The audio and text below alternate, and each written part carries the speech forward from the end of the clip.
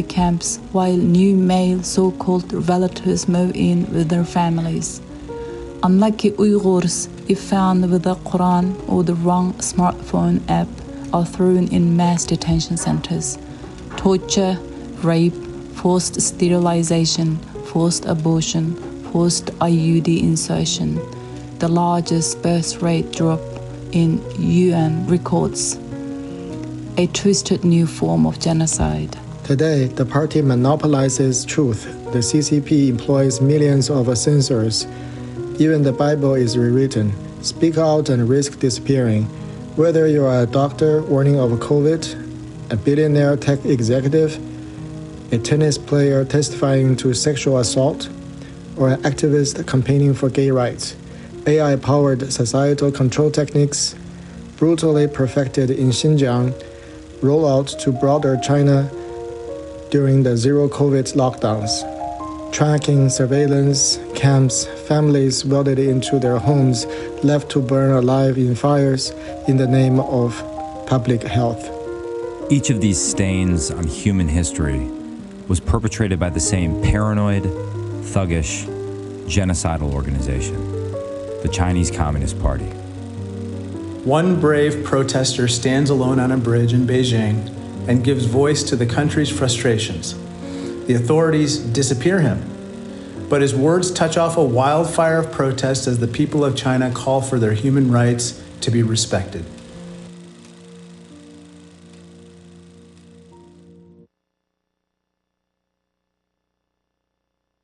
I now recognize the Ranking Member, Raja Krishnamurthy, for his opening statement. Good evening, and thank you, Mr. Chairman. It's an honor to serve as the ranking member of this select committee and to join the chairman and my colleagues in a bipartisan effort to address the economic, security, and technology challenges our country faces from the Chinese Communist Party, also known as the CCP.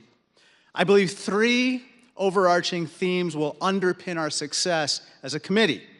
First, we must always protect American values and interests.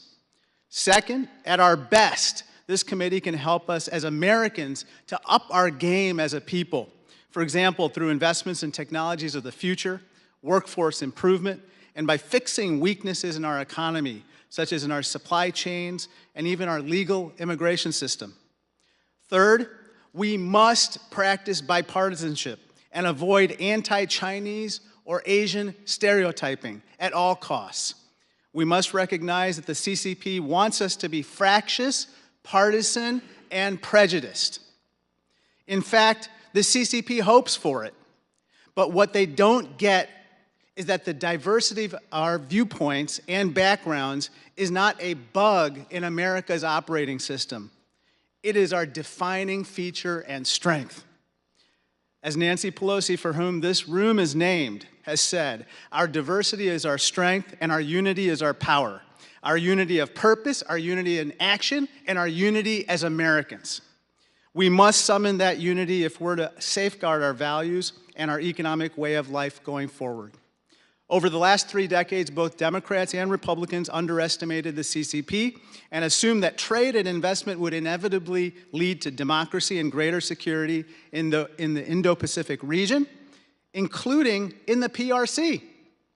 Instead, the opposite happened.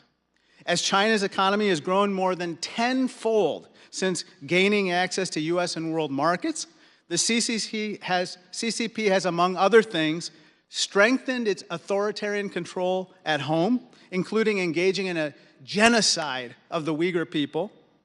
The CCP has funded a massive military buildup, threatening its neighbors, including Taiwan, and it has pursued economic and trade policies that flat out undermine our economy. The goal of the CCP has become clear: to displace U.S. and other competitors, especially in tomorrow's strategic industries. As Chairman Xi himself recently said, quote, "The East is rising while the West is declining," close quote.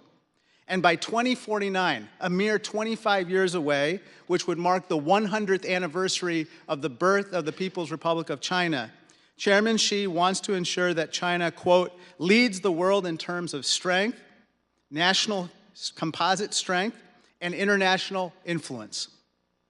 As a committee, we must use the insights we learn here today to make our country stronger at home and more secure in the world. Here are some principles I respectfully submit for our consideration.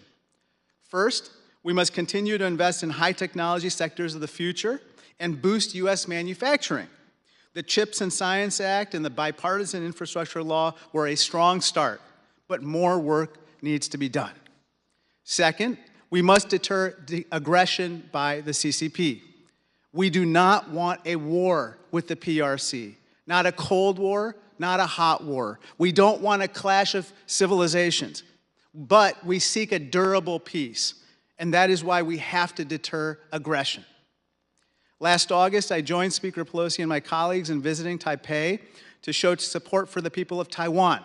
Together, we demonstrated that the CCP will not be allowed to dictate Taiwan's security or ours. Third, we must strengthen our global partnerships and coalitions, not only to counter the CCP's security challenges, but also to address its anti-competitive economic policies. Finally, we have no quarrel with the Chinese people or people of Chinese origin. That's why we should never engage in anti-Chinese or anti-Asian stereotyping or prejudice. Comments that question the loyalty of Asian American members of Congress are completely unacceptable and must be rejected. These comments only feed the scapegoating and targeting of Chinese Americans, further endangering them and other Asian Americans. Indeed, this xenophobia and stereotyping, as I mentioned before, is what the CCP would want to happen. The CCP is counting on us to be divided. We must rise to the occasion and prove them wrong. Thank you, and I yield back. Thank you. If any other member wishes to submit a statement for the record, without objection, those statements will be added to the record. There being none, we are privileged today to have an all-star lineup of witnesses, each of whom brings an important and unique perspective on the Chinese Communist Party. First is Matthew Pottinger, a fellow Marine who I first met in the desert in western Iraq, who has graciously and patiently converted a recovering Arabist to a China watcher. He served as Deputy National Security Advisor under President Trump and now serves as Chairman of the China Program at the Foundation for Defense of Democracies, among other affiliations. Next is Lieutenant General H.R. McMaster, who had a distinguished military career, is also a distinguished historian. His book, Dereliction of Duty, remains among the all-time classics in terms of histories of the Vietnam War, and his service to our nation culminated most recently as National Security Advisor during the previous administration. He is now the Fuad and Michelle Ajami Senior Fellow at the Hoover Institution. We're also very privileged to be joined by Ms. Tong Yi, who, as you will soon hear, has an incredibly moving personal story to tell. Without spoiling anything, let me just say that there are few people who are better equipped to speak on a personal level about the true nature of the Chinese Communist Party. We are honored to have you here. And finally, we have Scott Paul, who is president of the Alliance for American Manufacturing. Mr. Paul is a true expert on manufacturing policy, and few are better equipped to speak on the CCP's malign economic practices and their consequences for American industry and American workers than him. Welcome to all of you, and thank you all for being here this evening. If you could please stand and raise your right hand, I will now swear you in. Do you swear or affirm under penalty of perjury that the testimony you are about to give is true and correct to the best of your knowledge, information, and belief, so help you God? You may be seated. Let the record show that the witnesses have answered in the affirmative, and Mr. Pottinger, you may begin. Thank you, Mr. Chairman. As part of my opening remarks, I'd like to enter into the record a video that has been provided to the committee. Without objection, the video will be entered into the record. The clerk will play the video.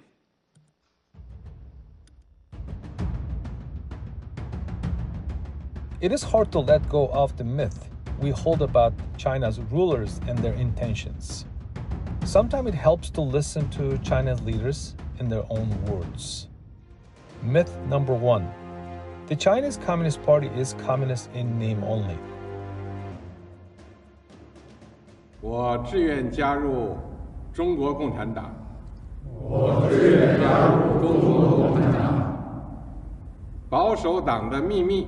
保守党的秘密。为共产主义奋斗终生。为共产主义奋斗终生。Capitalism will inevitably perish, and socialism will inevitably triumph. Myth number 2. Beijing is not seeking to spread its own autocratic model or upend the liberal international order.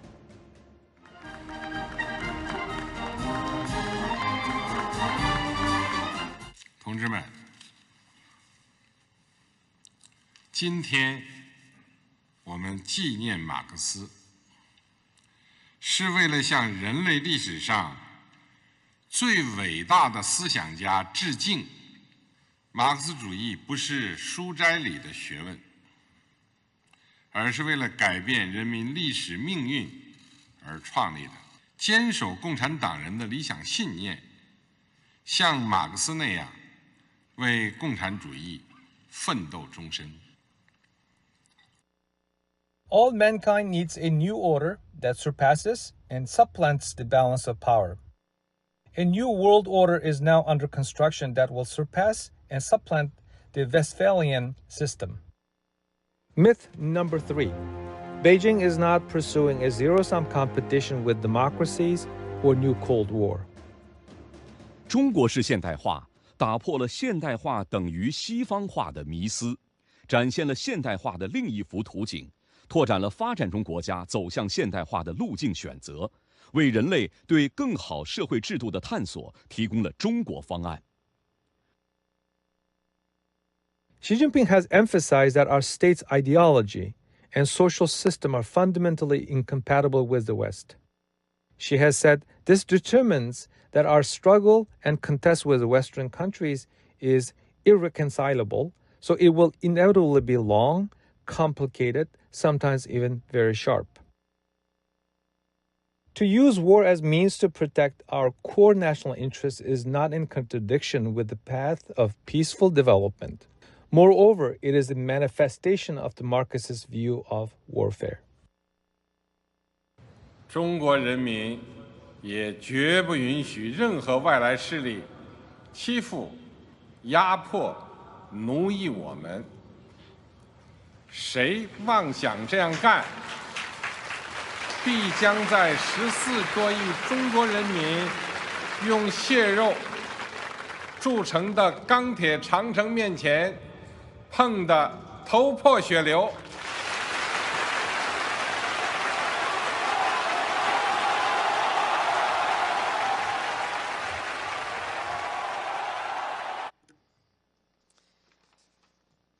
Chairman Gallagher, Ranking Member Krishnamurthy, and distinguished members of the Select Committee, if any of the Xi Jinping quotations that I just displayed in that short film surprised you, you're far from alone.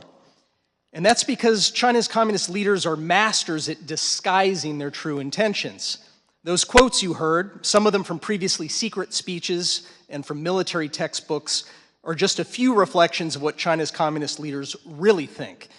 The success that the Chinese Communist Party once enjoyed presenting itself as constructive, cooperative, responsible, normal was one of the great magic tricks of the modern era. Leader Xi Jinping might actually agree on that point. He refers to the party's influence in propaganda activities as a magic weapon for advancing the regime's interests. You could say that the Chinese Communist Party is the Harry Houdini of Marxist-Leninist regimes, the David Copperfield of communism, the Chris Angel of autocracy. But the magic is fading. There's really no excuse anymore for being fooled about Beijing's intentions, and the canon of Chairman Xi's publicly available statements is too voluminous and the accumulated actions of his regime too brazen to be misunderstood at this late hour. We simply know too much. Thank you for the opportunity to testify today. Thank you, Mr. Pottinger. General McMaster, you are now recognized for 5 minutes. Ranking Member Krishnamurthy, and distinguished members of the committee, it is a privilege to testify before this committee at this critical moment for our nation and the free world. And it is an honor to be seated next to three people for whom I have tremendous admiration and respect. This committee's work is urgent and important because the United States has fallen behind in the consequential competition with the Chinese Communist Party. For too long, leaders across the private sector, in academia, industry, and finance, as well as in the public sector across multiple administrations and Congresses, clung to the assumption that China, having been welcomed into the international system, would play by the rules, and as China prospered, would liberalize its economy and its form of governance. Reality proved otherwise, but many leaders were slow to overcome wishful thinking and self-delusion concerning the intentions of the CCP. As a result, the United States and other nations across the free world underwrote the erosion of their competitive advantages through the transfer of capital and technology to a strategic competitor determined to gain preponderant economic and military power. This committee can help the United States catch up in the competition with the CCP. It can do so by holding hearings that reveal the nature of the CCP aggression and what is at stake for Americans and citizens of the free world. And perhaps most important, the committee can help determine the combinations of policies and legislation necessary to counter CCP aggression and rebuild America's and the free world's competitive advantages.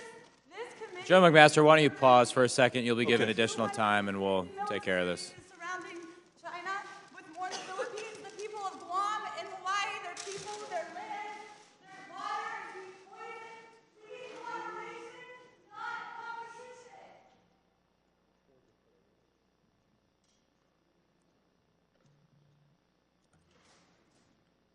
All right, General McMaster, you may continue.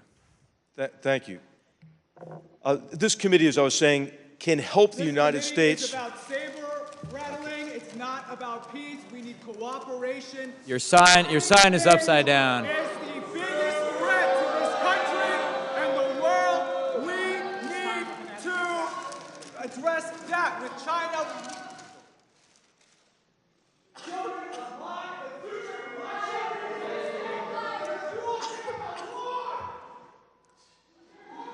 Well, thank you, Congressman Gallagher.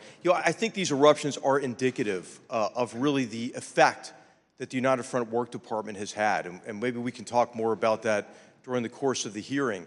I think they have reinforced to some degree what you might call a bit of a curriculum of self-loathing that has taken hold in academia for many years. They reinforce, I think, the idea that America is the problem in the world, and only if America disengages, or in this case becomes more passive, that things will get better. But the reality is that this committee's work is really important because we have to catch up, mainly because of the complacency that you hear reflected maybe in an extreme way in these two outbursts. But we have to catch up in the competition with the CCP. And as I was saying, I think what you'll be able to do is hold hearings that reveal the true nature of CCP aggression and what is at stake for Americans and citizens of the free world and the people of China. And perhaps most important, this committee can help determine the combinations of policies and legislation necessary to counter CCP aggression and rebuild America's and the free world's competitive advantages. The one-year anniversary of Russia's brutal reinvasion of Ukraine and the degree to which the CCP has covered for its authoritarian partner adds a sense of urgency to your vitally important work. And I'm confident that the committee will help our government, as well as leaders in the private sector, understand the implications of the war against Ukraine for the competition with the CCP and the urgent actions we must take to restore and preserve peace, promote prosperity, and build a better future for generations to come. Thank you for the privilege of being with you and for the bipartisan spirit in which you have undertaken this important work for the American people. Thank you, General McMaster, General McMaster, and apologize for the interruption. I should not have told him that his sign was upside down, I guess. But I've experienced worse, Congressman Gallagher. It's okay. I know you have. Ms. Tong, you are recognized for your opening statement. Mr. Chairman, ranking member, distinguished member of the committee. Would you please turn your microphone on? Mr. Chairman, ranking member, distinguished members of the committee, it's a privilege to be here. In late November of last year, students and others in several large Chinese cities gathered in spontaneous protest. On the surface, they were angry about a lethal fire in a high-rise apartment building in the city of Urumqi in Xinjiang. But their real protest was against the lockdowns that Xi Jinping's zero-COVID policy has imposed on hundreds of millions of people. At an even deeper level, the young people were protesting a political system that could allow the whim of one muddle-headed dictator to cause such harm. The students' protests resonated deep in society. Stop the ridiculous anti-COVID tyranny. The challenge to Xi Jinping was how to change the COVID policy but keep the tyranny. He did both. The November 2022 protests were but the latest bubbling to the surface of this discontent that has lain beneath the surface of Chinese Communist society ever since 1949. The Chinese people have shown repeatedly that communist rule has been a problem for them. 3 decades ago, in 1989, I myself was a student protester. I witnessed the killings of the innocent people by the PLA near Tiananmen Square on that fateful night of June 3rd and 4th. Many others more experienced and articulate than I could be sitting here before you, but cannot risk harm to themselves or their families, especially those with relatives in China.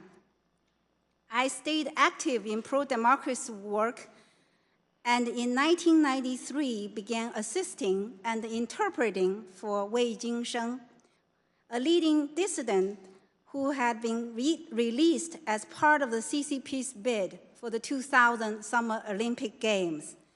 Wei was urging the U.S. to condition trade on China's human rights performance. I interpreted for his meetings with then-Senator John Kerry, Congressman Chris Smith, and Assistant Secretary of State John Shattuck. Our meeting with Ms. Shattuck alarmed the regime, and we were arrested soon afterward. In the detention center in Beijing, in the wee hours of many consecutive mornings, police interrogated me about what Wei Jingsheng had said to the U.S. dignitaries.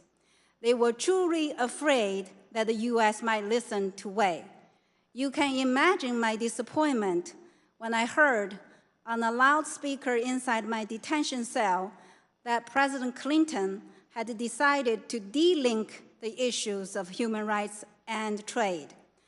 I was handed a 2.5 years sentence for disturbing social order and sent to a forced labor camp. In the labor camp, the food was poor, and we worked 12 hours a day, technically illegal under Chinese law. I protested, and for that, the camp authorities organized other inmates to beat me up. The beatings were terrible for 2 nights, then tapered off. Eventually, I was able, with the help of a fellow inmate, to smuggle a note about my condition out to my mother, who faxed it to a human rights organization in New York. Voices of America broadcast the story. Other media picked it up. Mr. Shattuck asked for me on his next trip to Beijing. And with all that, my treatment in the camp improved dramatically. From my own experience, I can say this with certainty. Those who have been arrested or disappeared will want us who live on the outside, here in freedom, to shout about their injustice as loudly as we can. I can also say, based on what happened to me and many others, that our shouting will likely improve their condition, not hurt it. In the U.S., we need to face the fact that we have helped to feed the baby dragon of the CCP until it has grown into what it now is. Since the 1990s, U.S. companies have enriched themselves by exploiting cheap labor in China and have, in the process, also enriched the CCP. The regime has acquired tools for its digital dictatorship from the U.S. through forced transfers, by theft, and sometimes with the blessings of U.S. companies by purchasing it. Wall Street, through its passive investment portfolios, sends billions of dollars from the retirement accounts of ordinary Americans to the discretionary use of the CCP. It didn't have to be this way.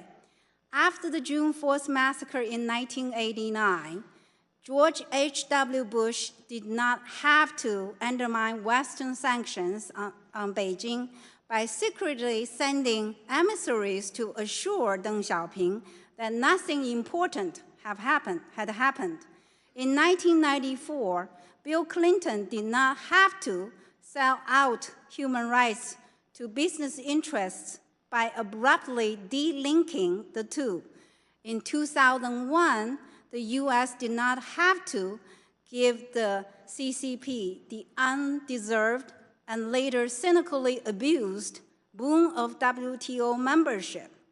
We are seeing now the consequences of these policy choices. Under Xi Jinping's rule, there is increasing oppression inside China, increasing aggressiveness outside of China, and an enormous U.S. trade deficit.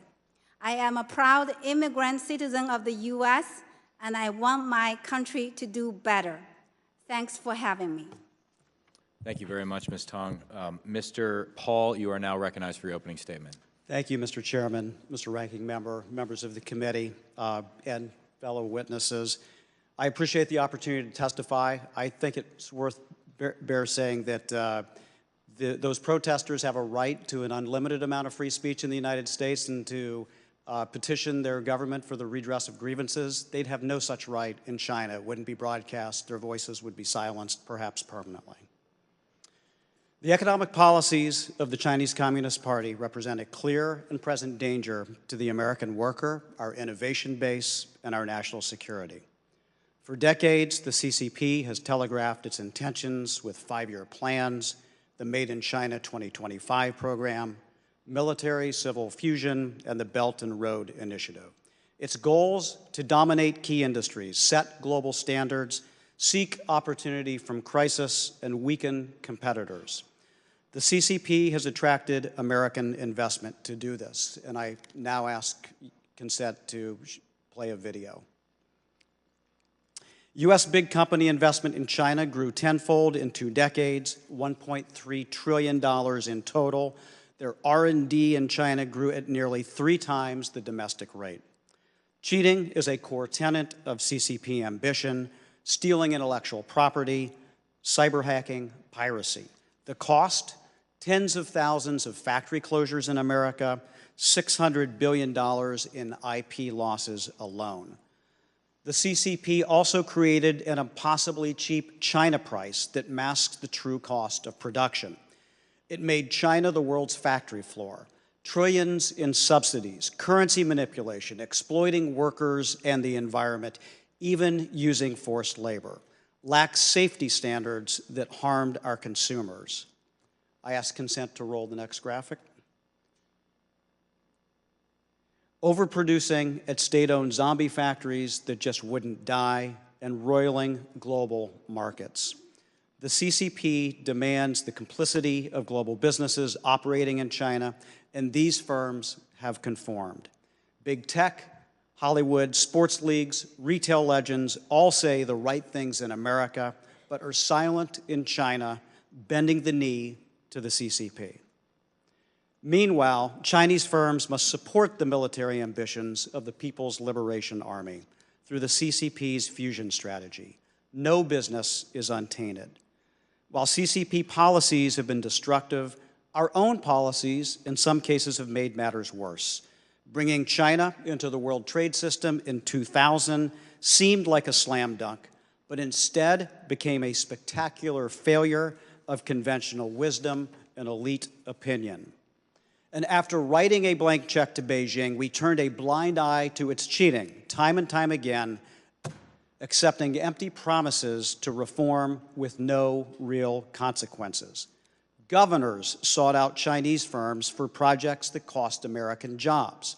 The San Francisco Bay Bridge, rail cars for Boston, Chicago, and other cities.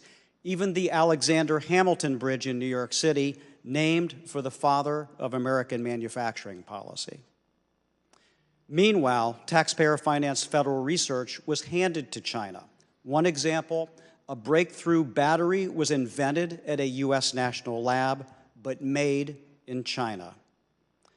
American workers suffered as a consequence. The trade deficit surged, 3.7 million jobs vanished, wages plunged, communities were wrecked. The China import shock led to more deaths of despair and evidence of social unraveling. America became too dependent on China for many essential goods. Think of PPE during the pandemic, 5G hardware, commercial drones, critical minerals, medicine. The list is long and terrifying. At the same time, U.S. manufacturing capabilities eroded. The defense industrial base weakened. We're behind the curve on clean energy manufacturing.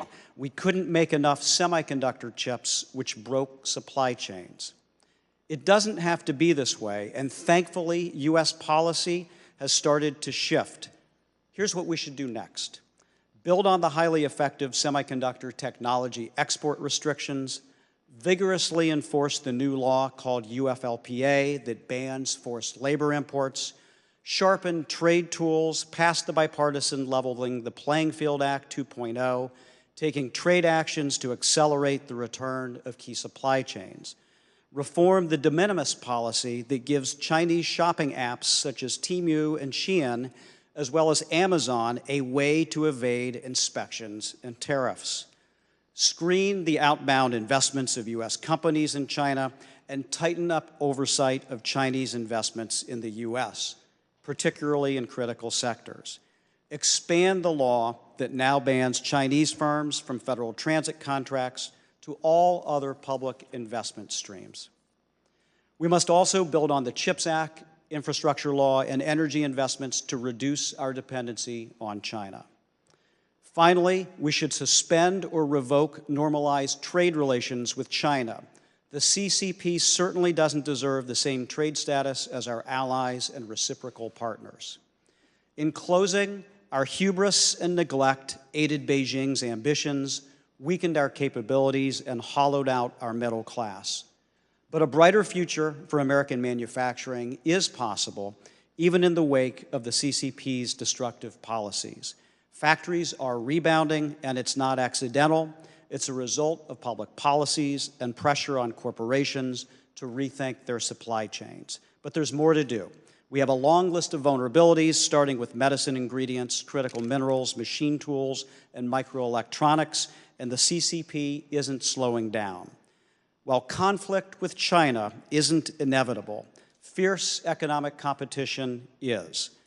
We look forward to working with you on building a new American strategy to defend our workers. Thank you very much, Mr. Chairman. Thank you, Mr. Paul. I commend all of our witnesses' written testimony. They are all exceptional. We will now move on to the question portion. I recognize myself for 5 minutes.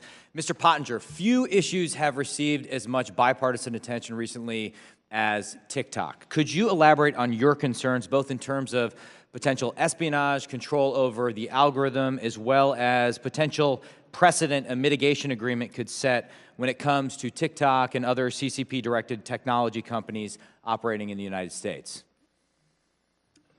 Mr. Chairman, thank you. Well, certainly the data privacy issues, which have gotten a lot of attention, are a real problem for the privacy of Americans, but also for our national security. Already, the Chinese parent company that controls TikTok has been confirmed as having used the app to surveil U.S. journalists in order to try to identify their sources and to retaliate against their sources. And that's just one small example of the universe of potential abuse that would be in the offing. Look, there's nothing in Chinese law that suggests that the Chinese Communist Party would back off of its legislated privilege to access all of the data produced by social media platforms and other Chinese apps.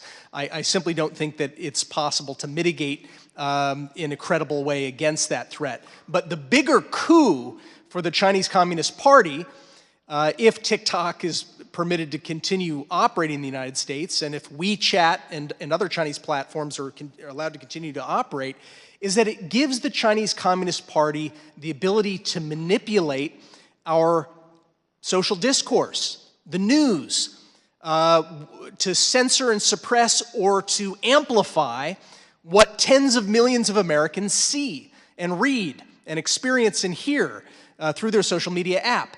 TikTok is already one of the most powerful media companies in American history, and it's still growing. It's not just dances and kids stuff. It's becoming a major source of news for a generation of Americans. Thank you, Mr. Pottinger. General McMaster, in your written testimony, you write that 1 year later, we might ask ourselves what more we could have done to deter a Russian invasion of Ukraine. What lessons from the failure of deterrence in Ukraine can we apply to Taiwan? Congressman Gallagher, thank you very much. I think, first of all, hard power matters. And what matters much, much more than pledges of more capabilities on the ground and integrated, in this case with the Taiwanese armed forces. As all of you know, there is a $19 billion backlog of what the Taiwanese have already purchased to make that island indigestible and to achieve deterrence by denial, by convincing the People's Liberation Army and the Chinese Communist Party they cannot accomplish their objectives through the use of force. I think the other big lesson that we've been talking about, and certainly Mr. Paul talked about, is it's a big mistake to give an authoritarian regime coercive power over your economy.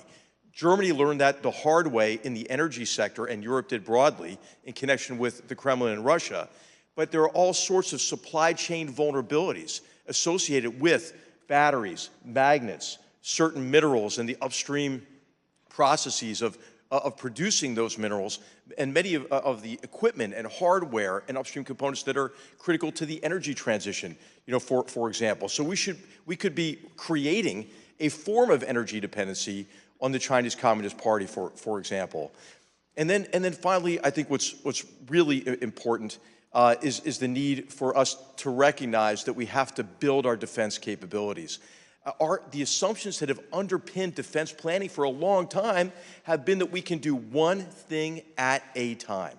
And I think what China has been able to do is take advantage of crises elsewhere to advance their interests through coercion in other places, whether it's bludgeoning Indian soldiers to death on the Himalayan frontier or building islands and fortifying them in the South China Sea to control the ocean, or at least a part of the ocean through which 1/3 of the world's surface trade flows.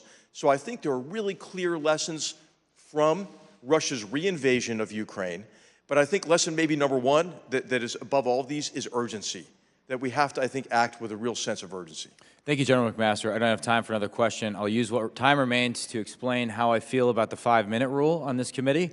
I will enforce it among our members gently in the first hearing and then ruthlessly thereafter, because I've spent most of my time at the far end of the low dais, and so I know that you can spend hours waiting to ask a question. That being said, if you are the eager student that stays until the end, I will entertain a second round of questioning. So you may find yourself alone with me and the witnesses at 1 a.m. asking endless rounds of question if you are so interested in the topic. And with that, I will stop talking and recognize the ranking member for 5 minutes.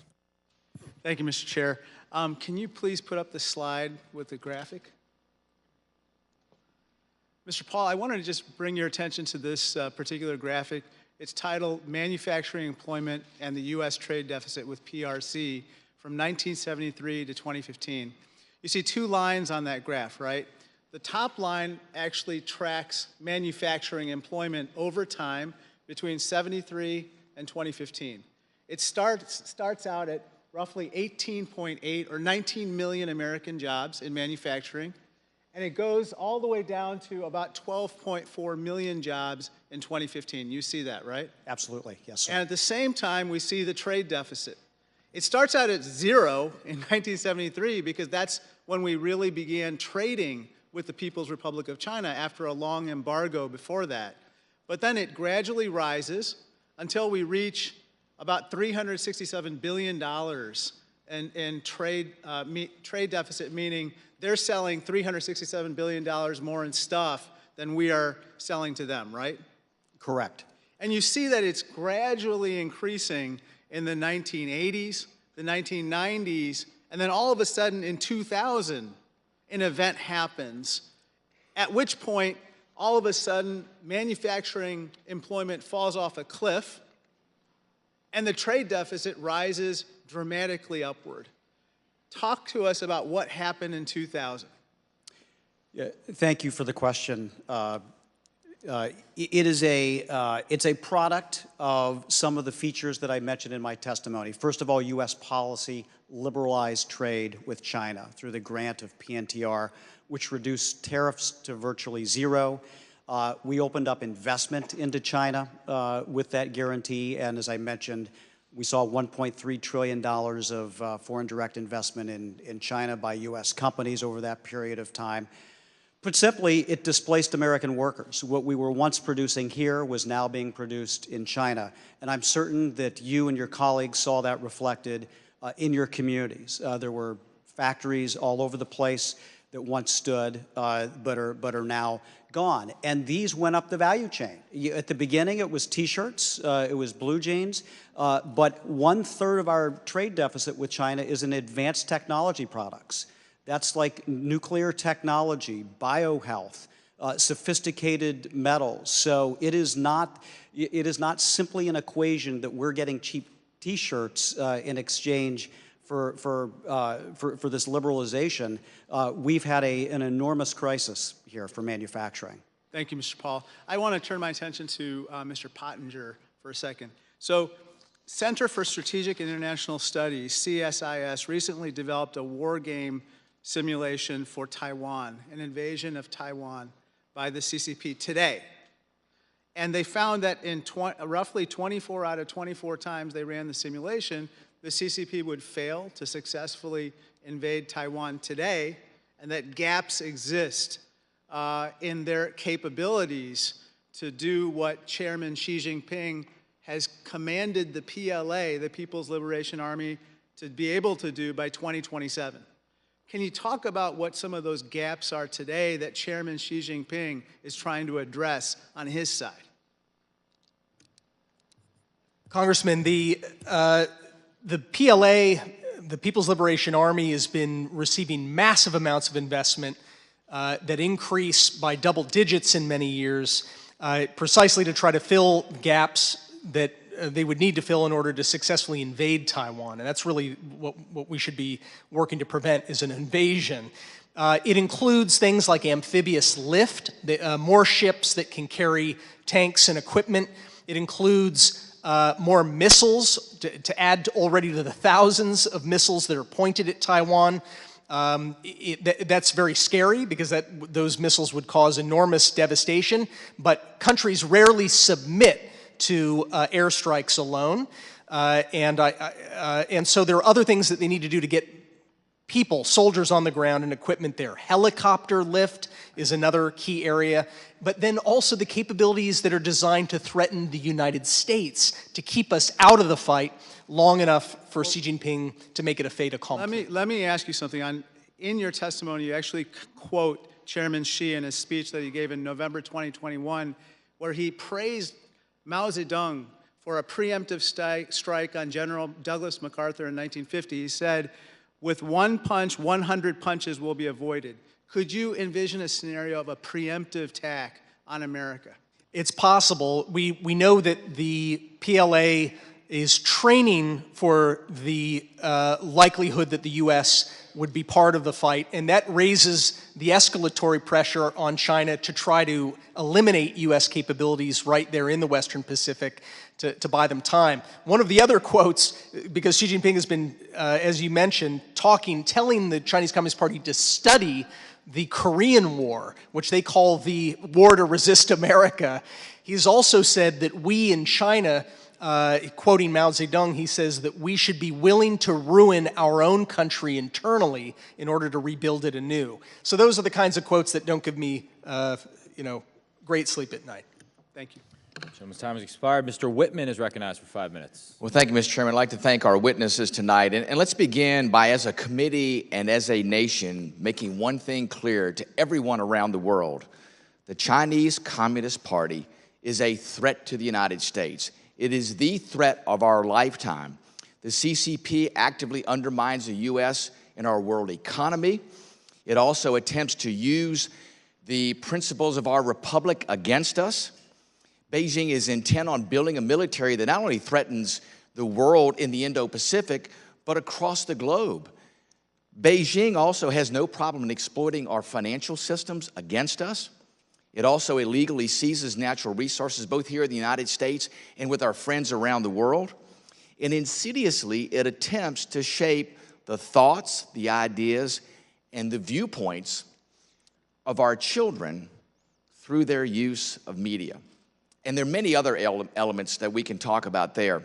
Mr. Pottinger, I want to get you to elucidate, why does the Chinese Communist Party seem so intent on challenging the United States? And how does Beijing view America? And maybe most importantly, what are the CCP's vulnerabilities? What are their weaknesses? And what do we have in it as an advantage over the CCP? Sir, the Chinese Communist Party has viewed us as the primary adversary going back quite a long time, but very clearly around the time of the end of the Cold War. So when the Soviet Union, which had been China's primary adversary up to that point, fell apart, Beijing focused on us as their primary ideological threat, military threat. Chairman Gallagher spoke about the paranoia that really runs through the heart of the CCP, fear that it's going to be subjected to color revolutions, that democracy and freedom might come to their shores in ways that would unseat them. Look, the vulnerabilities are significant. I think the most important vulnerability of all is that the party fears most of all its own people. The Chinese Communist Party fears the Chinese people. And we've seen that on display. We saw it, as Tong Yi mentioned, the recent demonstrations in China where Xi Jinping was unwilling to remove this draconian zero COVID policy of lockdowns, even when it was causing their economy to crater, even when it was not working against containing the virus. And yet, when did he finally give up the policy? It was when those brave young people, many of them young women, who led those protests on the streets of Chinese cities. Once that happened, he gave up the policy overnight and announced that COVID was merely a cold and nothing to worry about. So they're fearful of their own people.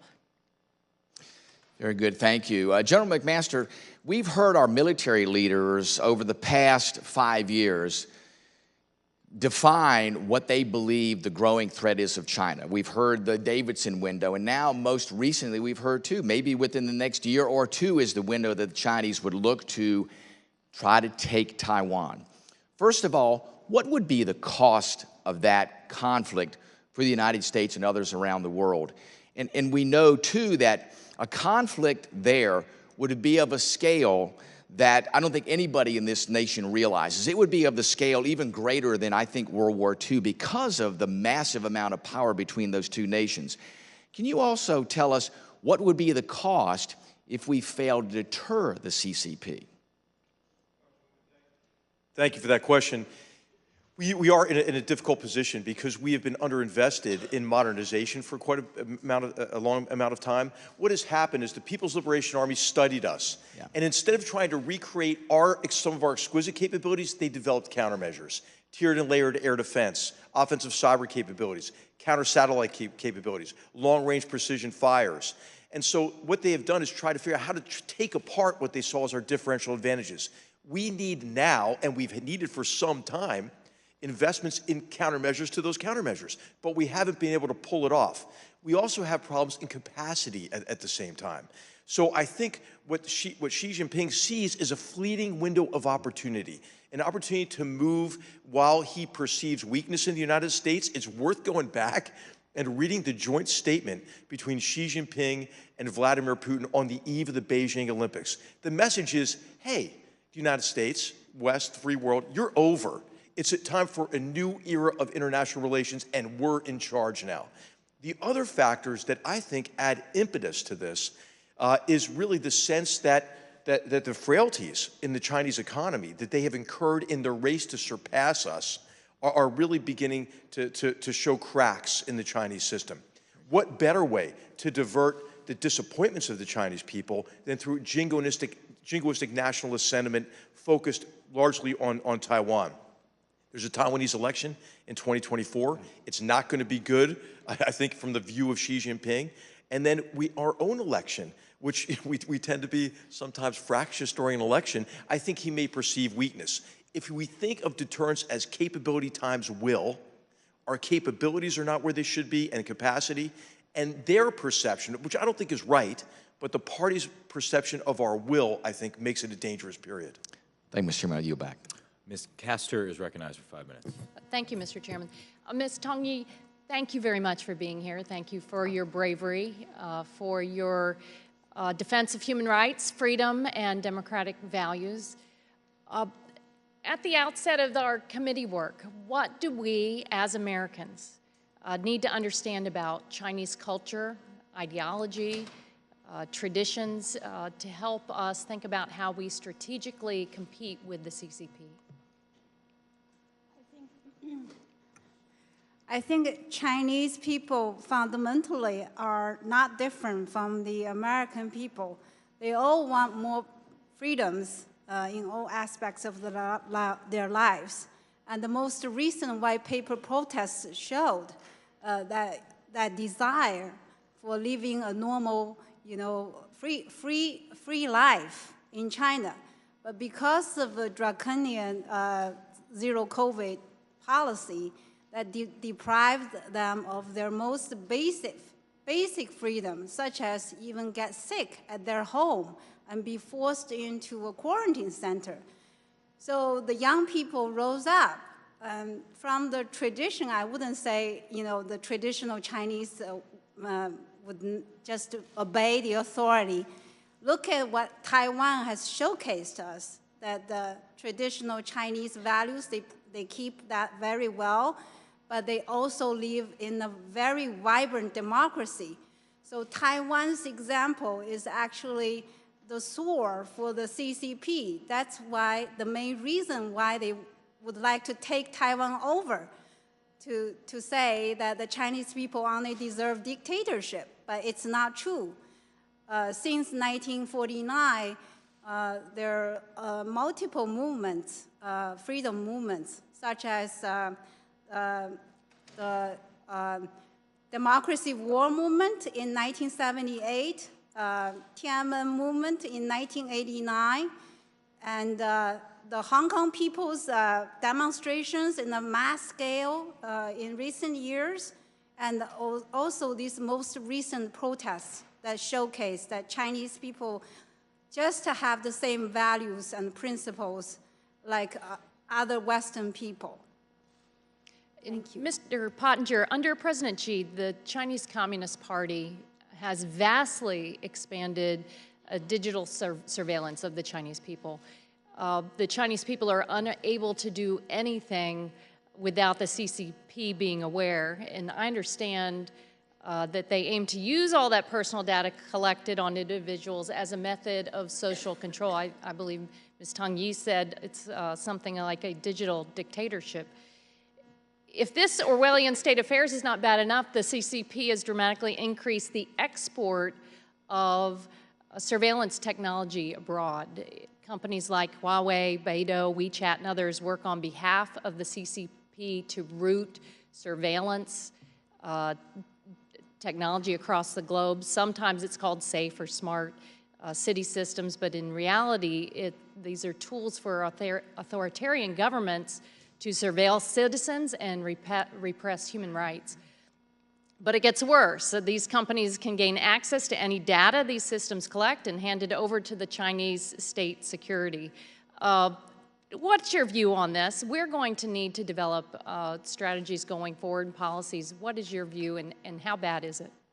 Congresswoman, thank you. I think that we need to have a much more rigorous defense and offense. On the defense side, it means that we don't allow those same capabilities that you were describing that are being used to impose what one former Chinese Communist Party official who's now in exile calls an exquisite totalitarianism, right? A digital dictatorship, as you put it. We don't want that to be exported onto our shores to give the Chinese Communist Party the ability to manipulate our own discourse and to steal our data and to silence and intimidate people, as it's already doing through social media platforms here in the United States. On the more offensive side, I would say that we're a free country. We don't need to peddle disinformation or deep fakes, which are now part of the stock in trade of the things that the CCP is experimenting with. All we have to do is connect people. We need to make it easier for Chinese people to connect with the outside world and see news and information flowing in safely without the digital panopticon of the Communist Party looking over their shoulder.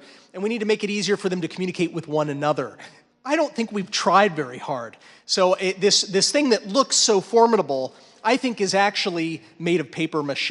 I think you can punch holes in the Great Chinese Firewall. I think we've not made a concerted effort, a public-private effort with Silicon Valley firms leading the way. Let's face it, Silicon Valley firms aren't going to gain access like Google and Facebook and others who've tried years ago to work in China. They've been banned. They have nothing to lose by working for the cause of freedom. And the U.S. government, there's a lot more that we can do in that front as well. I think we haven't gotten started yet. Mr. Newhouse is recognized for 5 minutes. Thank you, Mr. Chairman Gallagher, as well as Ranking Member Krishnamurthy, and I want to thank this evening's witnesses for being with all of us tonight. Just last week, the United States Department of Agriculture forecasted that in 2023, the U.S. would run a record $14.5 billion trade deficit on food and agricultural products.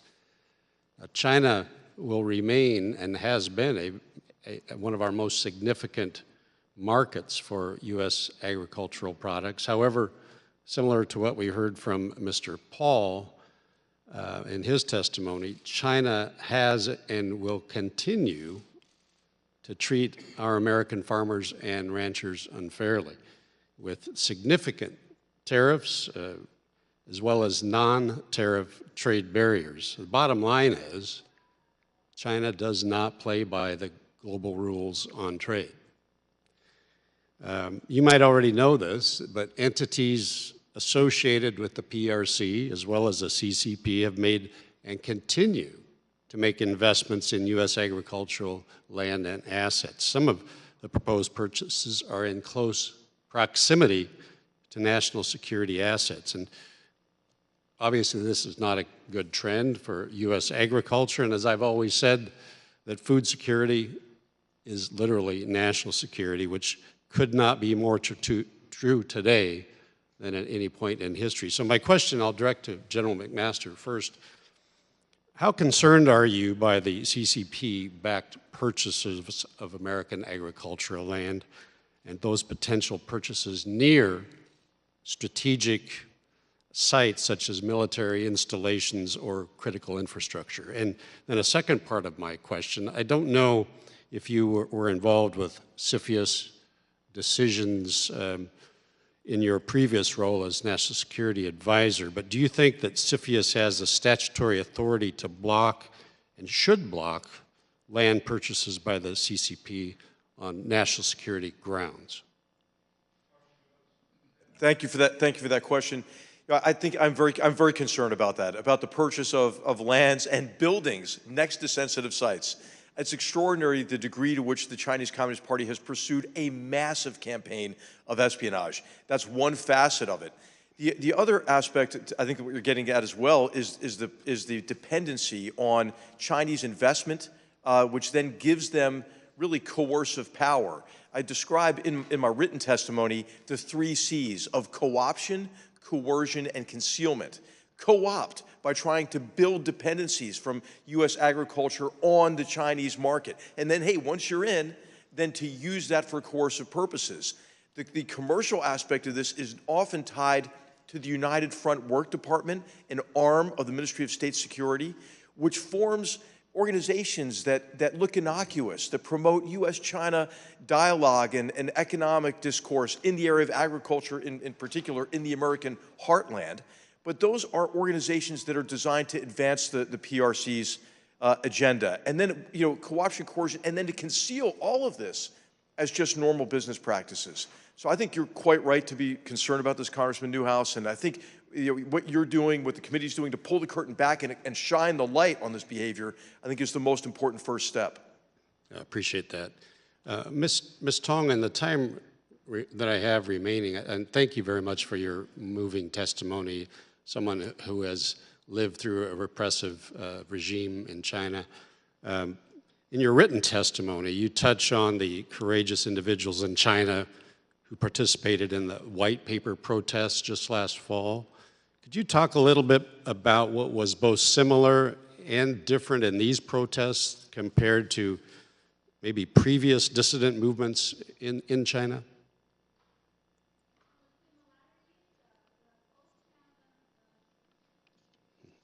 On the similarities, both Tiananmen movement and the white paper protest were massive and took place in many large cities.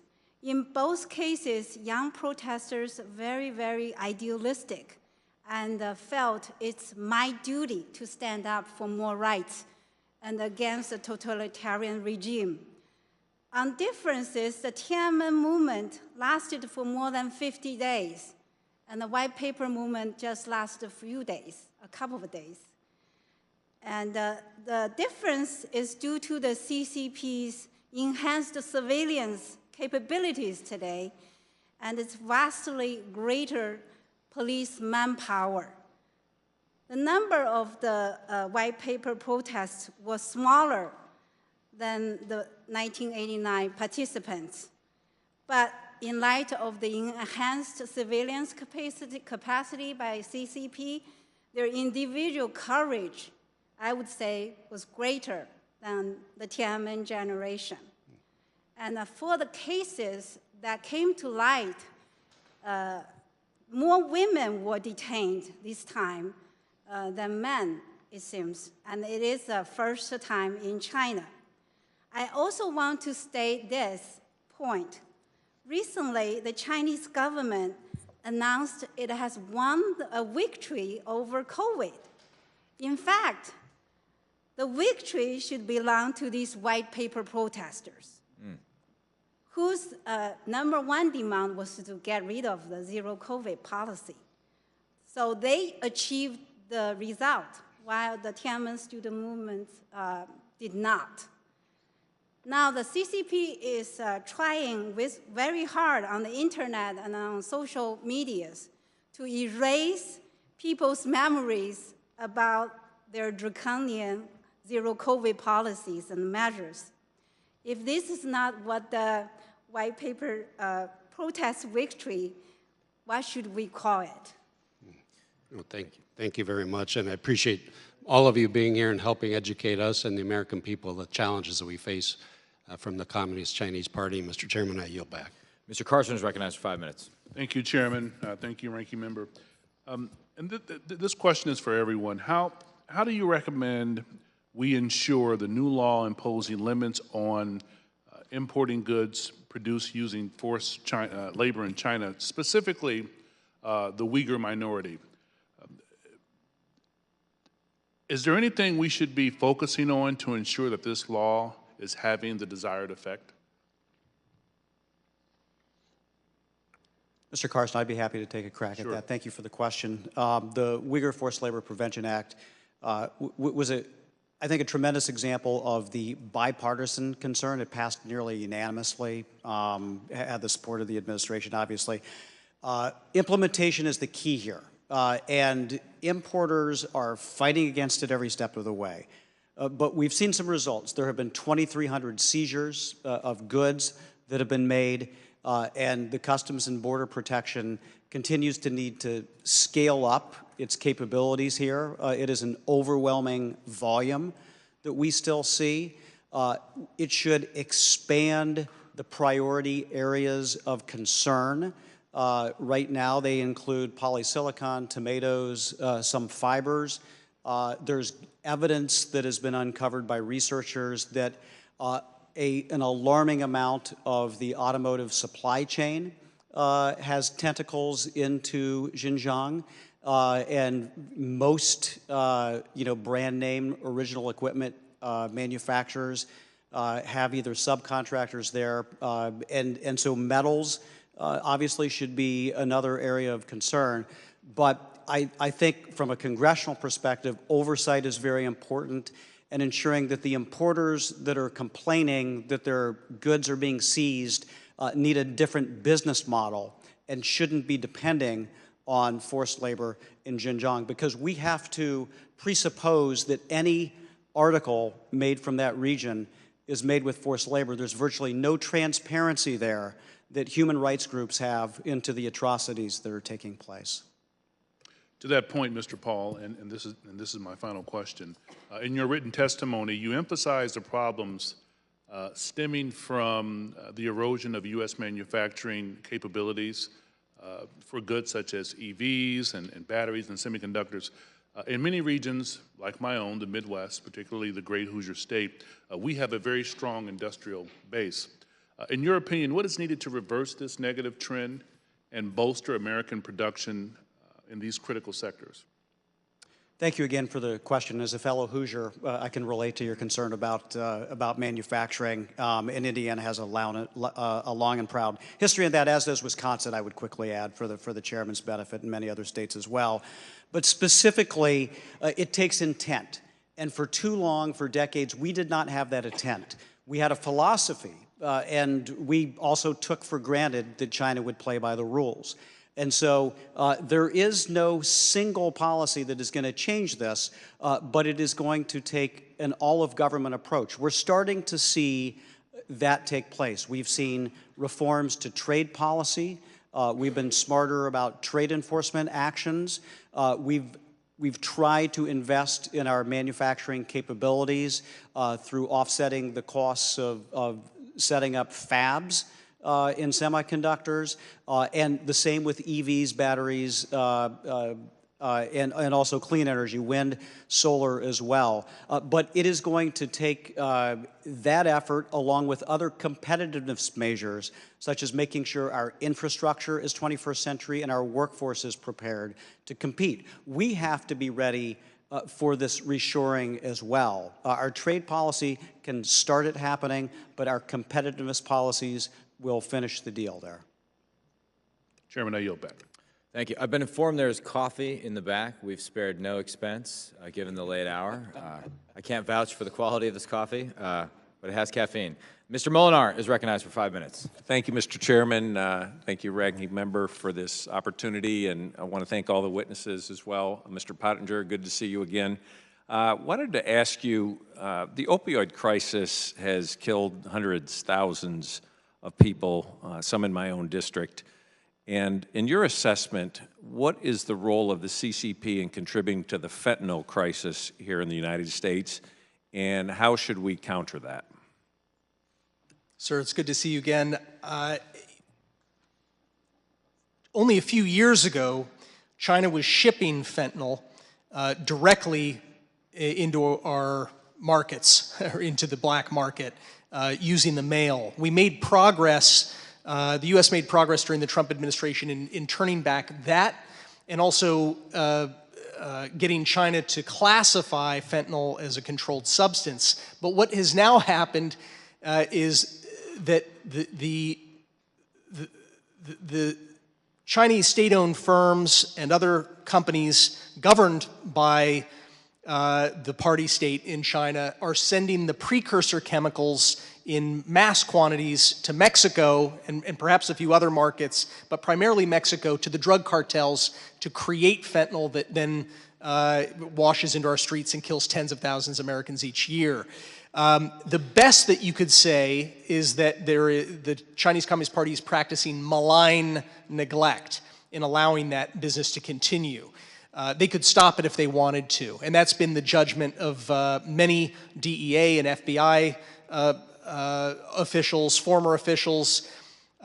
Craig Fowler, an admiral who commanded Southcom for us, also pointed to the fact that China has become the #1, or Chinese organized crime has become the #1 provider of illicit money flows, money laundering flows. And that has fueled the fentanyl trade in the U.S. So there are things that we need to do to really go after those illicit flows of money, and that means updating our Know Your Customer laws and anti-money laundering regulations for banks so that they can identify Chinese organized crime activity and Chinese United Front activity in that area, for starters, sir.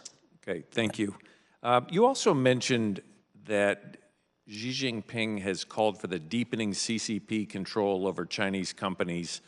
I wanted to, and also Mr. Paul, you had mentioned the CCP fusion strategy and that no business is untainted. I wonder if you could both speak to that situation.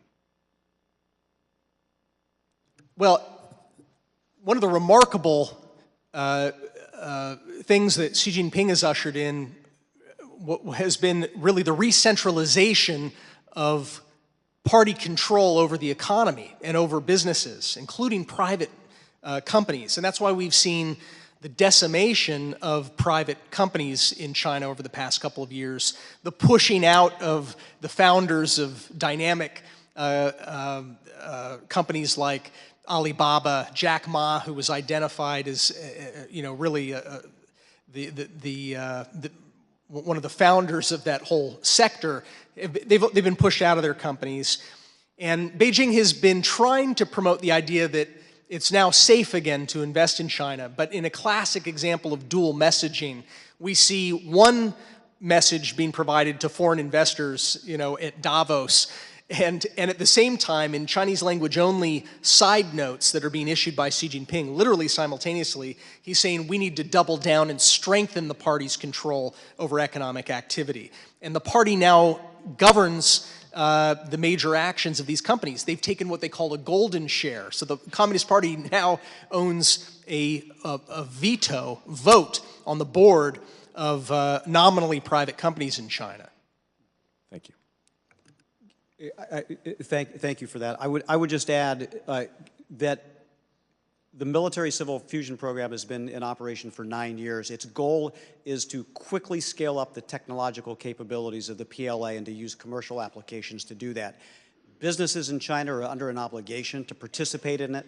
You see many commercial entities in China, state-owned and private, that have research tentacles into the PLA and other defense affiliates there. And you've seen also cases where joint ventures, which have involved U.S. investment, have necessarily had to turn over technology as well. So this is an area, I think, of increasing concern for me and should be for lawmakers. Yeah. Thank you very much. Mr. Moulton is recognized for 5 minutes.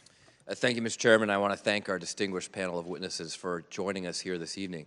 Lieutenant General McMaster, the success of Ukraine, NATO, and the principle of the rule of law against Vladimir Putin and his illegal war is a great cautionary tale for Xi Jinping and his stated desire to invade Taiwan. But for all the success of the West in Ukraine, we have to admit that deterrence failed. So in the Pacific, we can't afford to let deterrence fail. How do we prevent that from happening? Like Vladimir Putin, Xi Jinping seems to believe his own propaganda. So how do we make our powerful deterrent believable to Xi and the Chinese Communist Party so that they don't draw us into war? Congressman Moulton, thank you for that question. I think it's through strength, obviously. Peace through strength still works. And that's our defensive capabilities and those of our partners and allies in the region. I think it's immensely encouraging that Japan is doubling its defense investment. I think new formats that encourage defense cooperation, like AUKUS, very encouraging.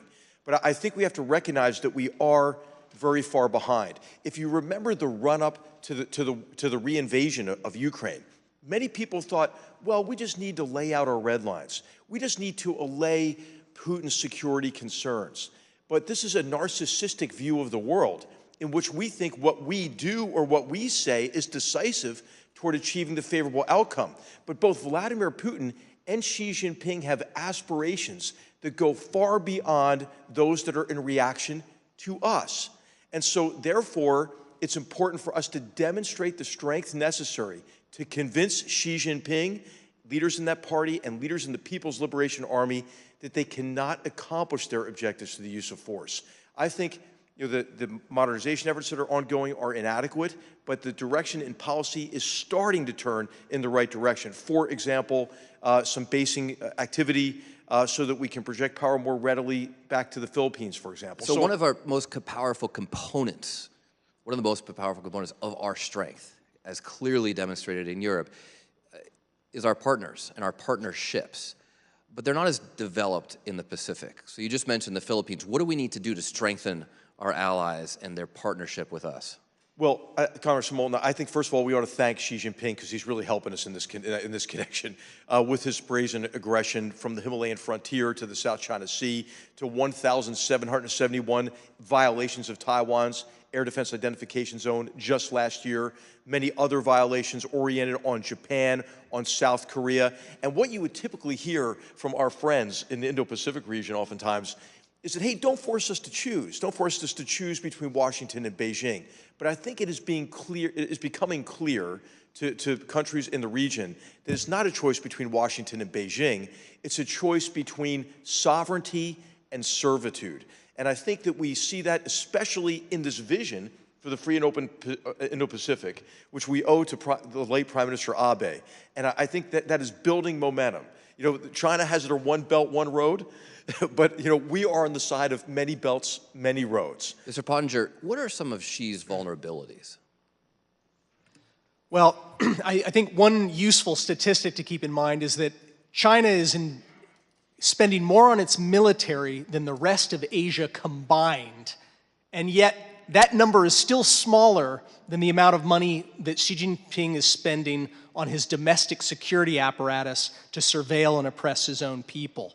So it really is fear of his own people. It's fear of losing access to our capital markets. Another vulnerability for him would be losing access to American technology. It's clear that China has not yet achieved this self-sufficiency, self-reliance that he wants to achieve so that he can wield that as a coercive leverage against other countries.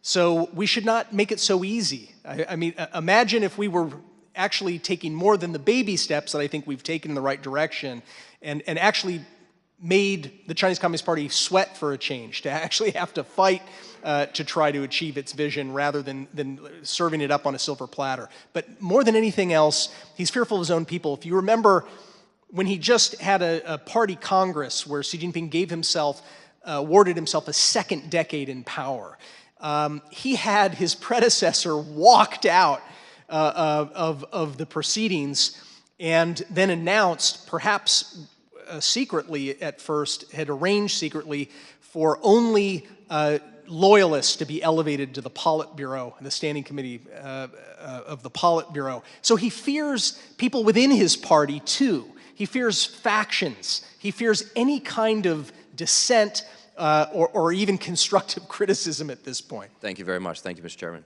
Mr. LaHood is recognized for 5 minutes.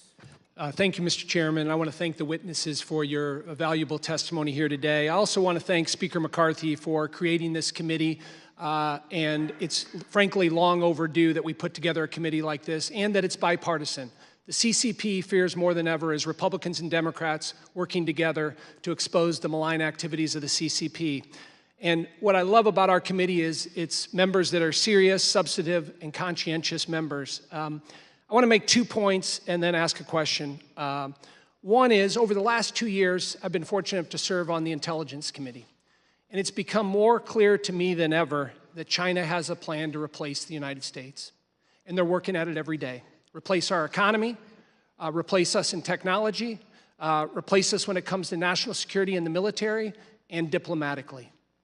Number 2, Mr. Paul, I'm glad you talked about the history of China being led into the global economy. I look back at when we let China into the WTO, and I don't think any of us were in Congress at the time when that happened, but the argument was, bring them into the WTO, they're going to westernize, they're going to reform, they're going to liberalize their ways. And here we are 20 years later, and there's some spotty things that we can find, but I would argue they've really taken advantage, manipulated the World Trade Organization and many of our global economic systems that we have in place. And, you know, I look, we hear a lot from people in DC, particularly in the business community, well, we need engagement, we need diplomacy, people that apologize for the CCP.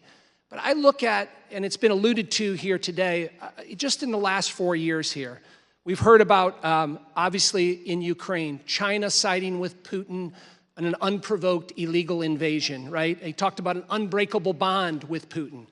The COVID outbreak. Originally, what did the CCP do? They blamed it on the U.S. Army, right? You look at their deceitfulness when it related to the World Health Organization. You couple that with the wolf warrior mentality and diplomacy that's been put forth across the globe. Democracy doesn't work anymore. That's what she tells people around the globe. It was alluded to by my colleague, Mr. Mollenauer, the fentanyl, a staggering 110,000 deaths last year in the United States. 99% of the fentanyl is coming from precursor drugs from China. We have consistently, over the last 4 years, asked China to do something. They've done nothing. Just yesterday was announced, China in 2022 issued 2 new coal-powered plant permits per week, 104 new coal-powered power plants in there. So they talk about doing stuff on the environment. So I mention all that in those 2 points. Now to my question. Mr. Pottinger, we hear often from Wall Street and corporations and global businesses that are many of our friends that you need to continue to engage. You got to turn the other cheek. We hear, well, China's not North Korea. In the business community and how we deal with them in terms of, you know, their argument, China's going to change. I would just be curious. The video you played was very powerful.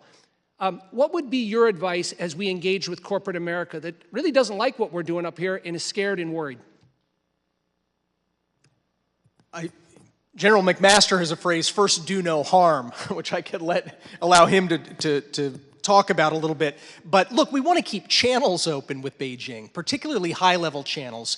One of the reasons we want to do that is that we want to prevent Xi Jinping from making a grave miscalculation. Miscalculations are the things that dictators do, especially when they've been in power for a long time. But we shouldn't kid ourselves, our corporations, well-meaning protesters, whoever it is, we should not joke to ourselves that Beijing has any interest in collaborating with the United States or others in trying to prevent and mitigate serious problems in the world, whether it's drug abuse, whether it's proliferation of weapons, pollution of our oceans, if it's our atmosphere is getting hotter, or pandemics. Usually when you actually take the time to study the causes of these problems, the CCP is usually one of the primary contributors to those problems. It is very rarely, in any kind of a honest way, trying to mitigate against those problems.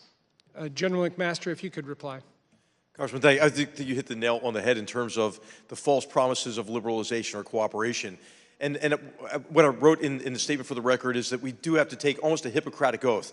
And this isn't just the work of this committee. This is the work in corporate boardrooms to first do no hurt or harm in 3 areas.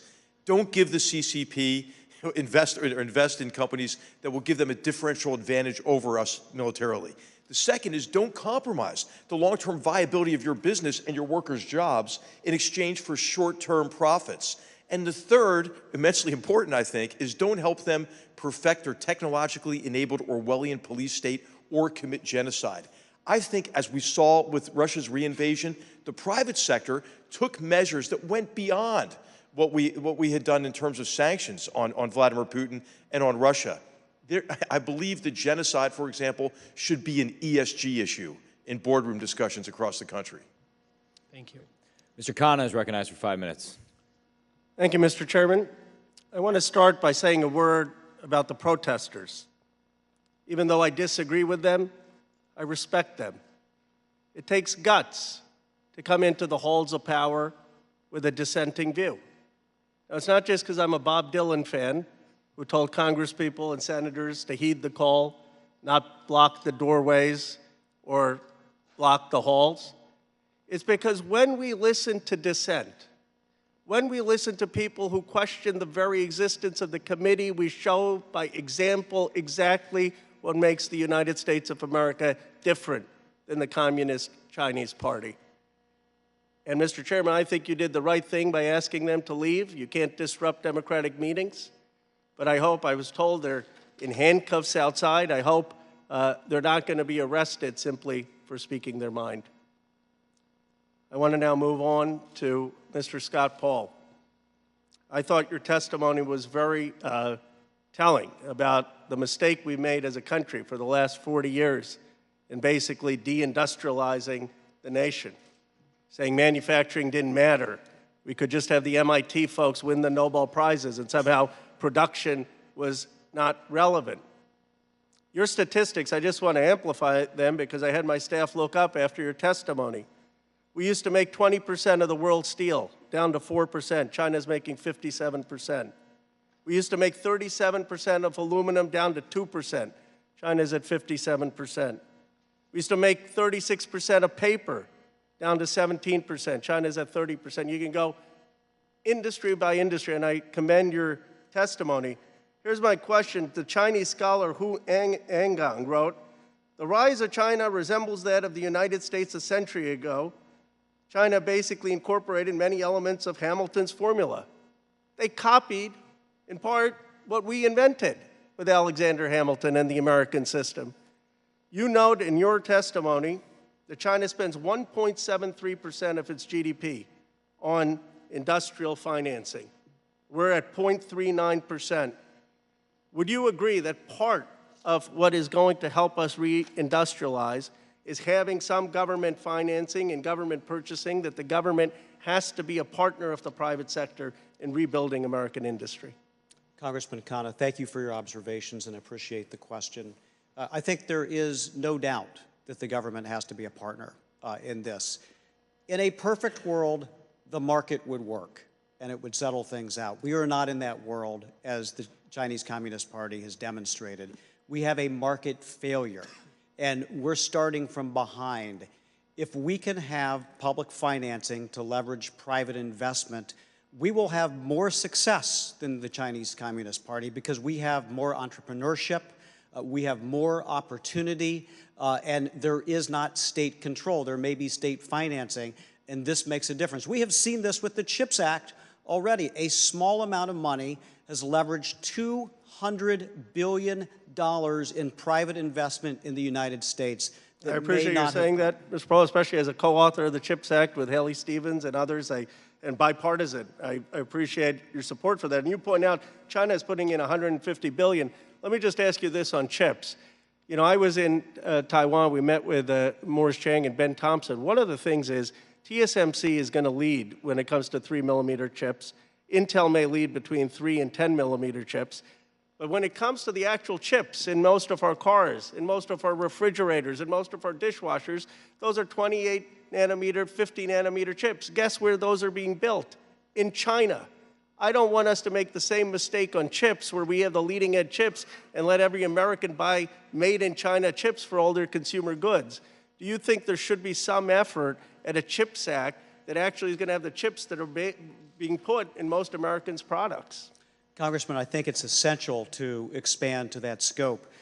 Not only the array of chips that you mentioned, but also the value chain in semiconductor fabrication, because they have to be tested. They have to be fabricated, as you well know. They have to have printed circuit boards, and they have many components. And for an effective ecosystem to be created for that, you have to bring it here. You have to bring it here, or you have to nearshore some of it as well. You can't rely on China. And the last time we did that, as I mentioned in my testimony, if we're dependent on China for these sources, we end up with supply chain disruptions at worst.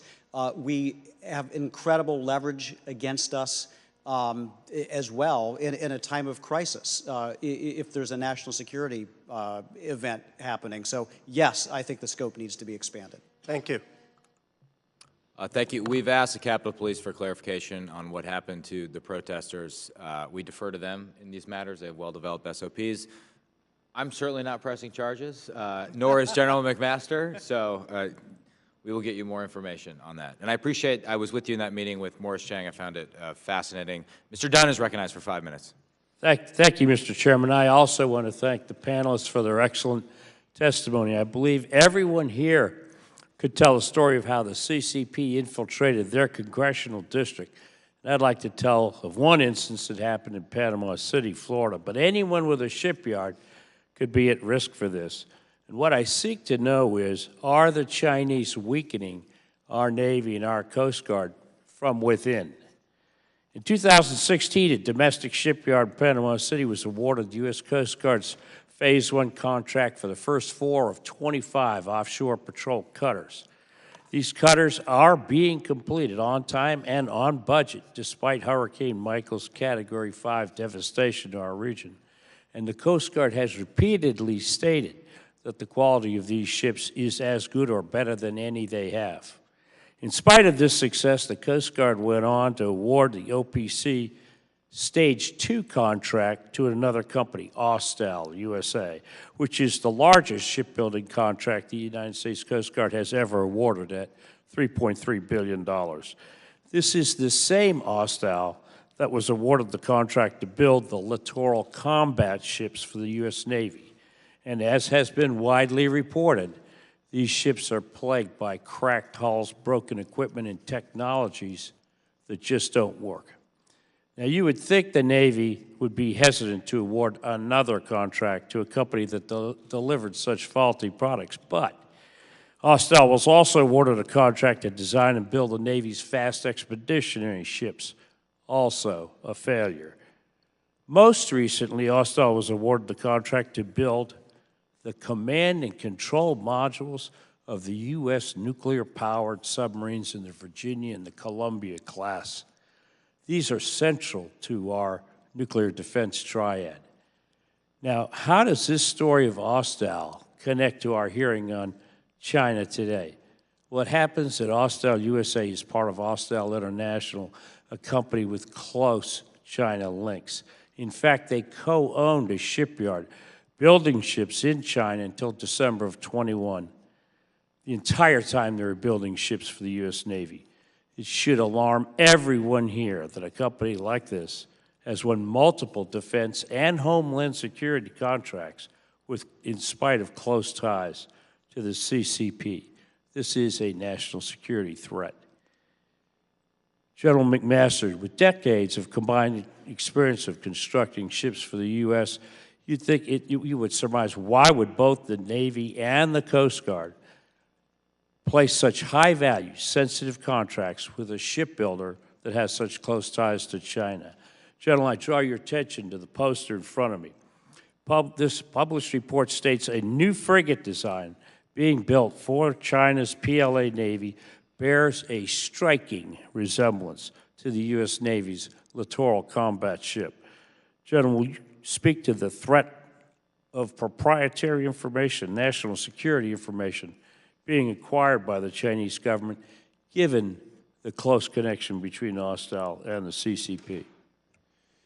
Well, Congressman, thank you for the question. I don't know the specifics in this case, but I do know that there are a lot of weapon systems that the People's Liberation Army is designed and fielded that look a lot like our designs and our capabilities. And that is because we have been lax in the area of counter-espionage and in enterprise hardening. And of course, it's quite dramatic when it's in the defense sector, but this applies to other sectors of our economy as well. defense-related technologies, but also technologies, as Mr. Paul knows, that are really critical to maintaining our competitive advantages economically as well. So I think it's incumbent, obviously, on your work and on the administration, but on the private sector themselves to really harden their enterprises against Chinese industrial espionage. And there are many ways to do it. There's cyber espionage, but also there's oftentimes penetration of MSS and agents or PLA scientists. There's the 1,000 Talents programs, where China recruits top scientists, many of whom have worked in our most sensitive labs, to then travel to China and essentially get debriefed to share their knowledge with essentially the party state and the People's Liberation Army. So there are many vectors of attack. We know for sure that if your front door is open, the MSS is coming in the front door. You know, if you bolt your front door, they're going to come in through the window. If you bolt your windows and put up screens, they're going to tunnel under your house. So it's incredibly important to take a holistic approach to enterprise hardening, certainly in our defense industry, in our defense labs, in our universities, but also just across the private sector, wherever sensitive technology or intellectual property is housed. Thank you very much, General McMaster. I have other questions to submit to the panel in writing, and thank you very much for coming. I yield back. Thank you. Mr. Kim is recognized for 5 minutes. Thank you, Mr. Chairman, and thank you to my colleagues who are raising so many different issues, and to the witnesses here for laying out a lot of the different threats that are out there. Since a lot of the things that were talked about have been raised already, I want to kind of come at this from a slightly different angle. Mr. Pottinger, I know you came and spoke in front of the Congress last year, and you spoke at a hearing condemning January 6th, and you said it harmed our national security. And there was a line that you said that really stuck out to me. You said, quote, emboldened our enemies. And you said that it fed, quote, a narrative that our system of government doesn't work. First of all, I just want to say thank you for saying that. And second, I just want to kind of get at this. It sounds like you're saying that a critical part of our success in our competition is to show that our democracy works, that it's strong. Is that right? Am I getting the right sense from you? I agree with that, yes. So one thing that I'll just say here is, look, right now we have before us in Congress a lot of big decisions that we're trying to deal with. So I guess I would ask you, would you also say that if we in this room are not able to get our work together and solve some of these challenges, let's say that we end up defaulting on our national debt if we can't get this showdown on the debt ceiling done, would you also say that that would feed into a narrative that our system of government isn't working well? Well, I think that people understand that democracies are messy. It is democracies that aim high don't always reach the North Stars that we guide ourselves by, but it is the process of trying to create a more perfect union. Doesn't mean that we always reach perfection, we strive for it. If the democratic process follows rules and follows traditions, and that there is respect that's shown, I think that people understand that that it's not always going to look pretty. Yeah, I get that, and I think you point out correctly that if it does stray into dangerous territory and break those rules, that's a problem. But what I'll just get at, just for my couple years that I've been here in Congress, things are broken here. We have a level of dysfunction here. And the reason I raise this is that I want us on this committee to try to recognize that this dysfunction in our democracy right now, that this is a national security problem too. And that we have deep global consequences if we are not able to solve problems amongst ourselves. We are certainly not setting a good example for how democracies can go. And when we see some of the quotes that you raised earlier about China talking about Western decline, we got to make sure we're not feeding into that. We got to make sure we're not making it easy for them to do their job in terms of to spread that propaganda about our own country. So that's something that I just hope that we can meditate on and try to commit to ourselves, not only in this chamber and in this committee, but across our Congress, and recognizing that this isn't just a battle between two political parties. The dysfunction between us is causing space for the CCP, for China, to be able to gain strength globally and push that kind of narrative. Mr. Pottinger, when you talk about China and some of the actions that are out there. I share concerns about the threats, but I will say that in the 6 principles that you outlined in your testimony, a lot of them felt to me very reactionary. I wanted to kind of give you an opportunity here because I thought Mr. Paul's comments were very strong here.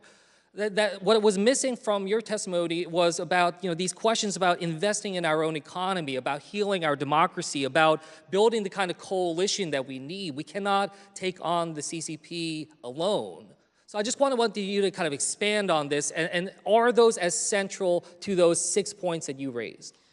Certainly they are. I think that our alliances and our example are one of the greatest assets that we have. And of course, during my time in office, I spent a massive amount of time cultivating and nurturing those alliances, and I think it's paid off very well. I think that the main thrust of what I was trying to get through with the testimony today was just to open people's eyes to the fact that right now the Chinese Communist Party is the protagonist because we've been complacent. Before we can seize the initiative, we have to react to the fact that our national interest has been deeply undermined over the course of the last quarter century. And you heard a lot of testimony about that tonight and saw some very good charts and graphics about that. I want us to take the initiative. First, we have to actually follow through and recognize that Xi Jinping is the protagonist, that we are not seeking a Cold War. One was already, has been waged against us for the last several years. And I don't relish a Cold War. I certainly don't want a hot one. I think that it's incumbent upon us to try to deter a hot war, now that we're already seeing proxy wars waged against our allies. And I'll close here, but I just want to say I agree with a lot of what's been said about addressing these threats that we're facing, about fixing the vulnerabilities within our own economy and our own country. But I just want to express that I really do believe that the defining factor that will shape how we fare in this competition very much comes from this idea of, will we as a country get our act together? That can we heal this democracy, and can we fire on all cylinders going forward? And I really do believe that we can still do that, and I'm hopeful that this committee will play a role in doing so. Thank you, Mr. Chairman. Mr. Banks is recognized for 5 minutes. We've already discussed fentanyl, the leading cause of death of Americans my age, of working age, killing more Americans than the entire who died in the entire Vietnam War. After Speaker Pelosi visited Taiwan, China stopped cooperating with U.S. on counter-narcotics.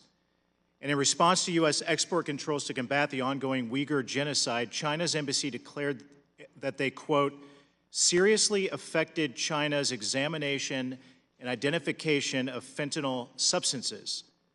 Mr. Pottinger, you already said that China was intentionally allowing fentanyl to be shipped to the United States. I believe that China is using fentanyl to commit diplomatic blackmail. Mr. Pottinger, what can the Biden administration do diplomatically to restrict the flow of Chinese fentanyl precursors that are coming to the United States?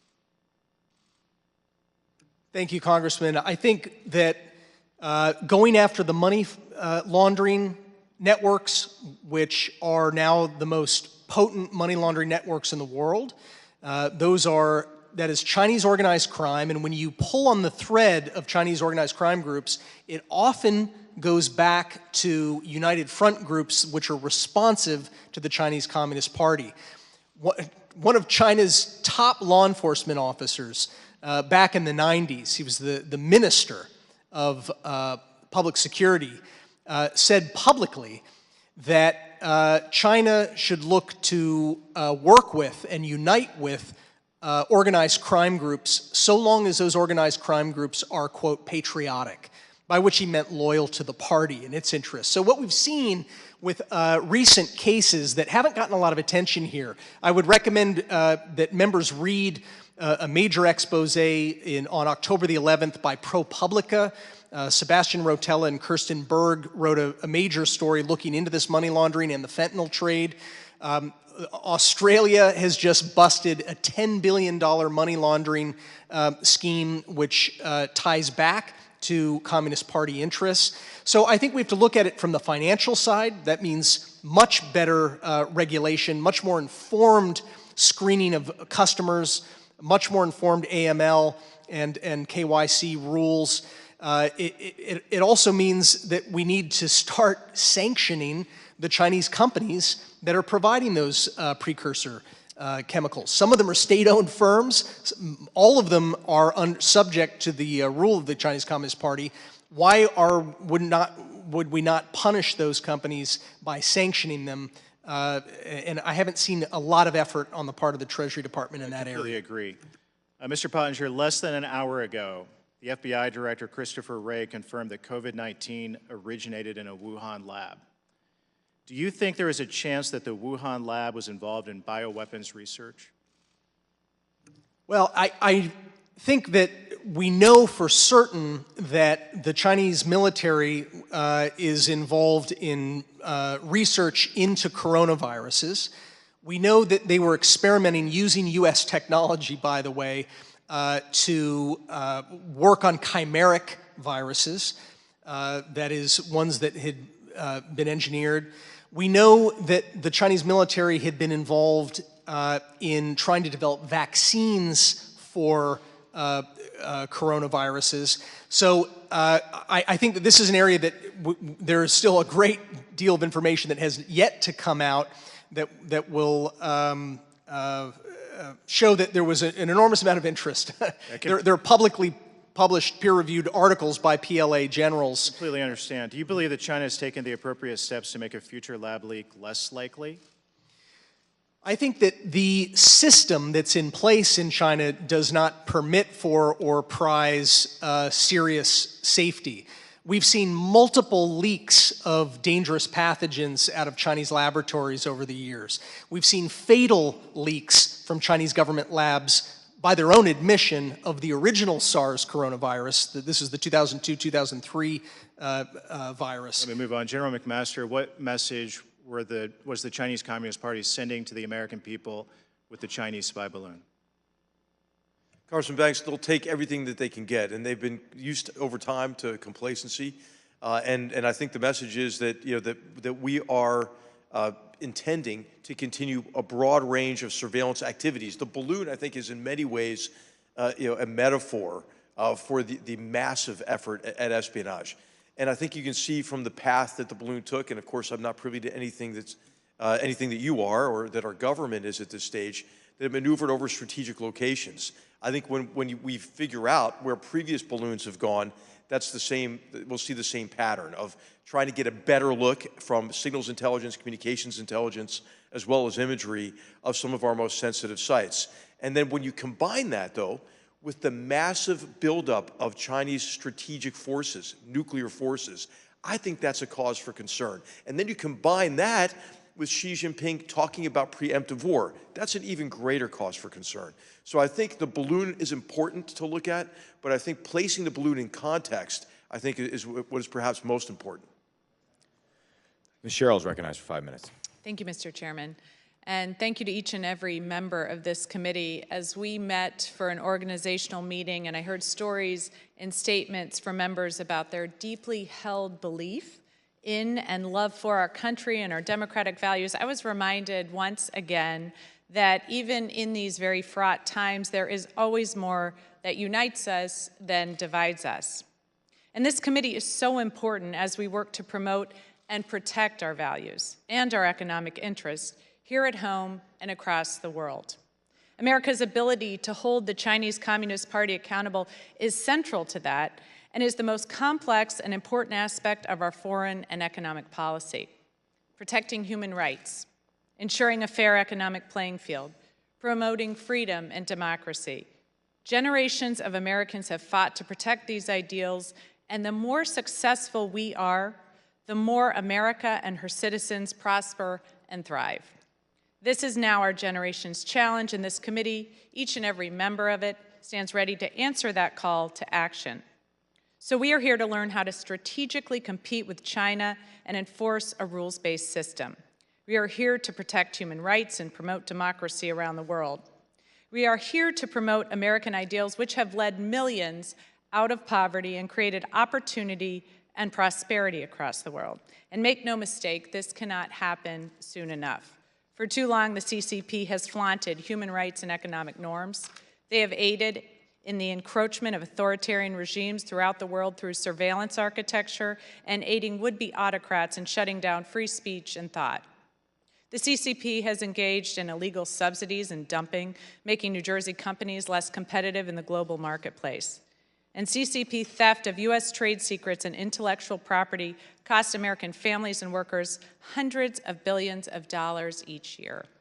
Just about everyone has heard about the surveillance balloons or the Chinese alliance with Putin against Ukraine, but just as insidious is the CCP's attack on the global and U.S. economy that has resulted in job losses, lower wages, and the outsourcing of American jobs that has harmed families, small businesses, and communities across the nation. So, Mr. Paul, can you discuss where manufacturers in your association have seen rule-breaking by the CCP and how that has impacted their ability to compete and create jobs? Thank you for the statement and for the question. Very grateful. Manufacturers have been impacted by CCP policies in a number of different ways. First of all, they're competing against firms, in some cases, that are owned by the state, particularly in the steel sector, but others as well. More than half of the world's biggest steel companies are actually owned by the Chinese government, for example. Second, we have a system where China agreed to a set of rules in 2000, 2001 when it joined the World Trade Organization and has completely ignored them. The USTR just released its most recent report on China's compliance with World Trade Organization obligations and found that China's compliance has been completely inadequate and non-existent.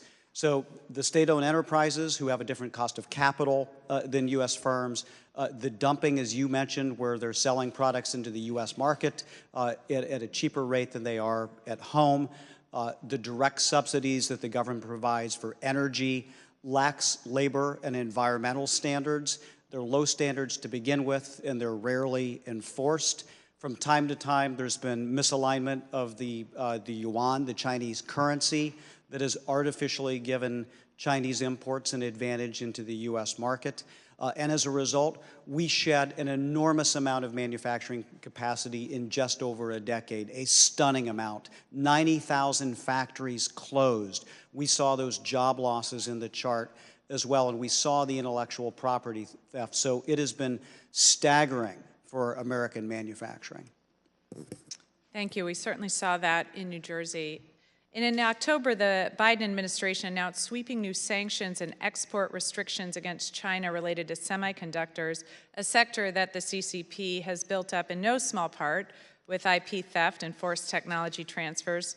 Earlier this year, both Japan and the Netherlands also joined us in imposing these restrictions. Can you discuss how these types of export and investment restrictions will impact the CCP's illegal activity, such as IP theft and dumping? Thank you again for the question, Representative. I think the long-term impact isn't entirely clear at this point, but the short-term impact has been profound. We've seen a screeching halt to a lot of U.S. personnel and company involvement in Chinese semiconductor manufacturing, which was the intent of this. The addition of Japan and Netherlands because of the supply chain with respect to semiconductors, critically important. As we enlist more allies and we expand the scope of the technology restrictions, I think we have a decent chance to be successful, that if China wants to develop high-tech semiconductors in the future, it's going to have to try to do it indigenously without the United States or our allies handing over the keys to the CCP. Thank you so much to you and all our panelists today. I yield back. Mr. Johnson is recognized for 5 minutes. I fear that too many Americans view the Chinese Communist Party as a threat over there, when in reality it is a threat here. That's why I was so grateful to hear General McMaster say tonight, it is a real mistake to give an adversary coercive power over your economy. And I was so grateful to hear Mr. Paul say we need tighter controls over CCP investment in this country, particularly in critical sectors. And so with that, Mr. Pottinger, others, I want to draw our attention to what is most assuredly a critical sector, and that is food. Food security is national security. We know that in recent years, the Chinese Communist Party has increased their holdings of farmland outside of China by 1,000%. During that same time frame, they have acquired 1,300 agricultural processing facilities. This is a deliberate and focused attempt. And so, Mr. Pottinger, to you, do we know to what extent those efforts by the CCP are motivated by their desire to gain the kind of coercive power that the general was talking about? One of the reasons that we should be extremely careful about permitting purchases of farmland in the United States by companies that are beholden to the Chinese Communist Party is that sometimes that farmland is in proximity to sensitive installations, nuclear facilities or other military bases. There may be more that's at play as well. It certainly bears close scrutiny. Why has there been such a significant increase in Chinese purchases of farmland? I think that with the Committee for Foreign Investment in the United States, there should be closer scrutiny on these purchases. We've seen some purchases go through even recently that were in relatively close proximity to military bases. I'm not sure why CFIUS chose not to scrutinize that particular deal. CFIUS has had a trend of not exercising its ability to actually block. Instead, they frequently try to mitigate, but those mitigation measures are usually hollow and don't actually protect our national security.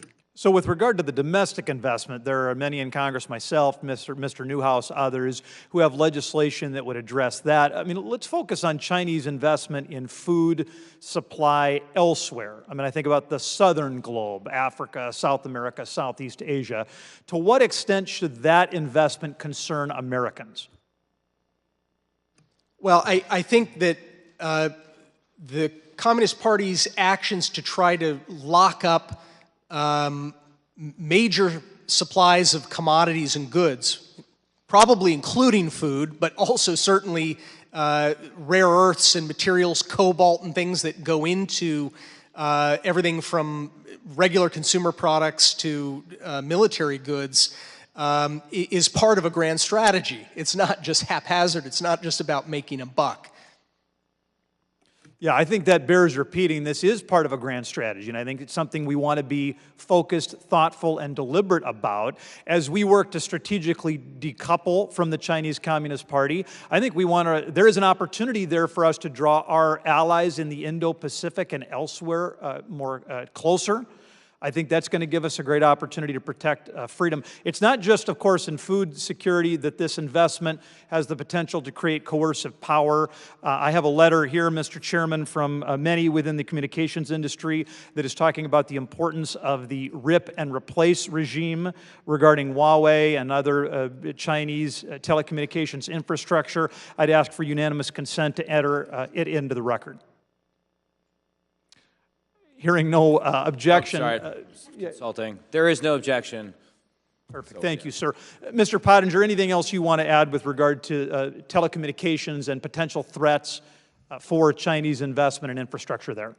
Only that thanks to some enterprising reporting a few years ago by the Wall Street Journal, we know that Huawei was working with a couple of African governments to surveil political opponents in those countries, and in some cases those political opponents and activists were arrested and jailed. So Beijing is exporting all the tools that you would need to run a totalitarian system.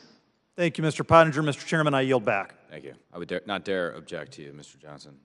Ms. Stevens is recognized for 5 minutes. Oakland County, Michigan is home to 2,600 manufacturers, largely in the automotive space. We also boast the largest robot piece of equipment in North America, if not the world. We have a highly competitive economy whose GDP is larger than 14 states. If you aren't aware of the industrial assets and their promise that exist in the Midwest, you certainly aren't paying attention. Nearly every week that I've served as a member of Congress, I have paid visit to a manufacturer to see their product, to learn their equipment, and to meet their workforce. This has been done through pandemic and news of the day. What I've learned has been astonishing, inspiring, and motivating. This we know, but what I must ask, Mr. Paul, from an economic standpoint, is it acceptable with regard to this competition that 80% of battery manufacturing capacity takes place in China? Yes or no? No, in my view, it is not. General McMaster, from a national security standpoint, as it pertains to this competition, is it acceptable that 98% of the microchips that DoD purchases are manufactured in Asia? Congresswoman, no, it's not. I think all of our supply chains need to become much more resilient. And gentlemen, is it acceptable that an estimated 85% of the refining capacity for rare earth minerals is controlled by China? No, it is not. This is a cause for grave concern, and it's going to take, I think, a lot of measures of this committee to rectify, including permitting and deregulation reform. So we are aware that we have a trade deficit that has been articulated this evening. The existential question that we are facing, that we are reacting to deficits, we are reacting to supply chain deficits, supply chain deficiencies, when we should be crafting, creating, and leading. Mr. Paul, how can we expect to compete if we are operating industrial policy while we lurch from crisis to crisis? Some of us have been ringing the alarm bell for decades on microchips. The tide rolled out. It hit us real here in the United States of America. It hit us in Michigan with our automotive sector. Certainly balance sheets paid the price, as well as the American worker. How can we revitalize industrial policy in this nation? Representative Stevens, first of all, thank you for your leadership on these issues. We're very grateful for your support for manufacturing workers. I would say the first thing is assessing the problem. And there we have volumes of material. I mean, we were sounding the alarm a decade ago, but I know that in the last administration there was a defense industrial-based review. The Biden administration has a 1,400-page supply chain review that looks at these vulnerabilities with the same type of data that you provided, not only in batteries and critical minerals, but in other key sectors that we should be very, very concerned about, like medicines, as we move ahead. So or electrolytes manufacturing, which, absolutely. by the way, we have one in Michigan and one in Tennessee, and there's no way to compete in the EV space and win that future if we don't resource these critical manufacturers here in the United States of America. General McMaster, we've talked about our trade deficit, we've talked about the GDP investment, but sir, I just wanted to very clearly ask, because of your profound background and contributions to this nation, that if we were to invest more of our nation's GDP in R&D, does that pose any national security threat that you are aware of? Congresswoman Stevens, no, it does not, especially if it's in the right sectors and it's tied, obviously, to the private sector, and that we can then apply those technologies to maintaining our economic and defense competitive advantages. So one might say that it provides dividends not only to our economy, but to our national security, to invest in R&D and invest in our manufacturing sector. Thank you, Mr. Chair, and I yield back. Thank you. Ms. Steele is recognized for 5 minutes. Thank you, Mr. Chairman. I'm truly honored to serve as a member of this committee, and I take the job we have before us very seriously. More than 1/3 of my constituents are Asian Americans. Many of them are first-generation immigrants who, like my own parents, fled communism to find the freedom in this country. For them and for me, The threat from the Chinese Communist Party is personal. The threat of the CCP is not a partisan issue. It is not the talking points for the headlines. It is the greatest single threat facing the American people and democracy around the world. As member of this committee, I'm hopeful that we can come together to find real solutions to stop the CCP's advance, stand with our allies, and protect our national security. From calling on Olympic corporate sponsors to use their platforms to raise awareness of the CCP's long list of human rights abuses, to introducing legislation to revoke the CCP's absurd status as a developing nation, this is a top priority for me. It should be a top priority for all my colleagues, and I look forward to opportunities to work together on this most important issue. Mr. Hong, thank you very much that you are sharing inspiring story and your courage to stand up for freedom. Your decades of sacrifice, including the fateful night in Tiananmen Square, has led to you here tonight. And you have seen the CCP repression. Thank you for your work alongside with Wei Jingsheng. The CCP threw you into the labor camp. Having said that, a lot of times we are very much discouraged when you see elected officials across Western countries and global corporate companies turn a blind eye to the CCP and Chairman Xi Jinping. What do these CEOs and elected leaders need to do to protect those minority groups and vulnerable populations in China?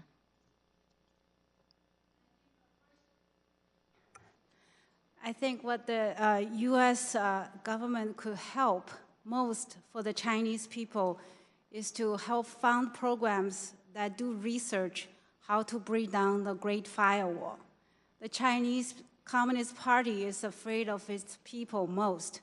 If the Chinese people have access to internet, free flow of information, then they would know the truth. And the truth is powerful on its own. And the lies the Chinese Communist Party has built up over many, many decades could crumble. And that will help the opposition forces to organize together and then to fight more effectively against the Chinese Communist Party's ideals or history.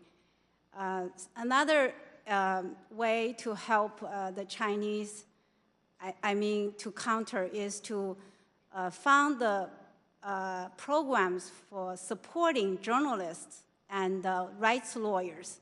These two professions are trained for truth and justice, but they were heavily repressed inside China. So if the U.S.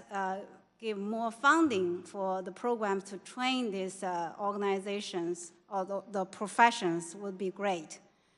On the reciprocity principle and fairness principle, I would also advocate that if the Chinese government does not allow high-tech companies such as Facebook, Google, YouTube, Twitter to have presence inside China, the U.S. should certainly have the same right to block TikTok or super app WeChat presence in the U.S.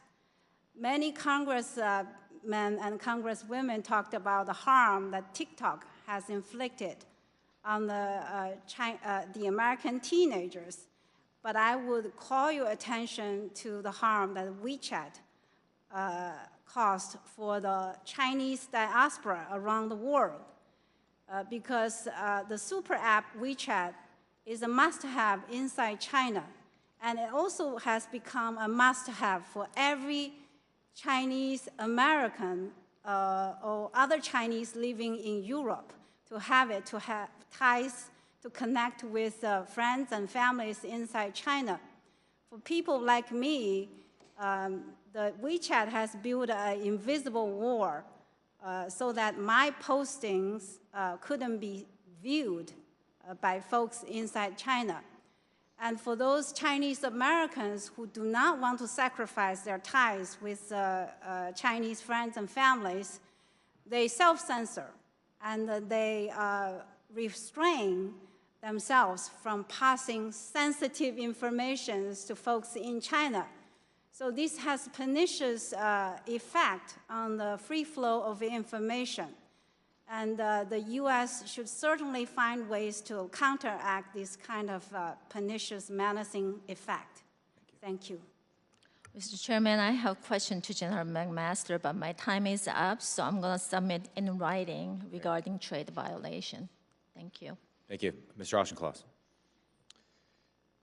This committee is about competition, and the competition is about values. As the testimony of Ms. Tong Yi exemplifies, the Chinese Communist Party rejects the inherent value of the individual. It believes people are pawns of the state.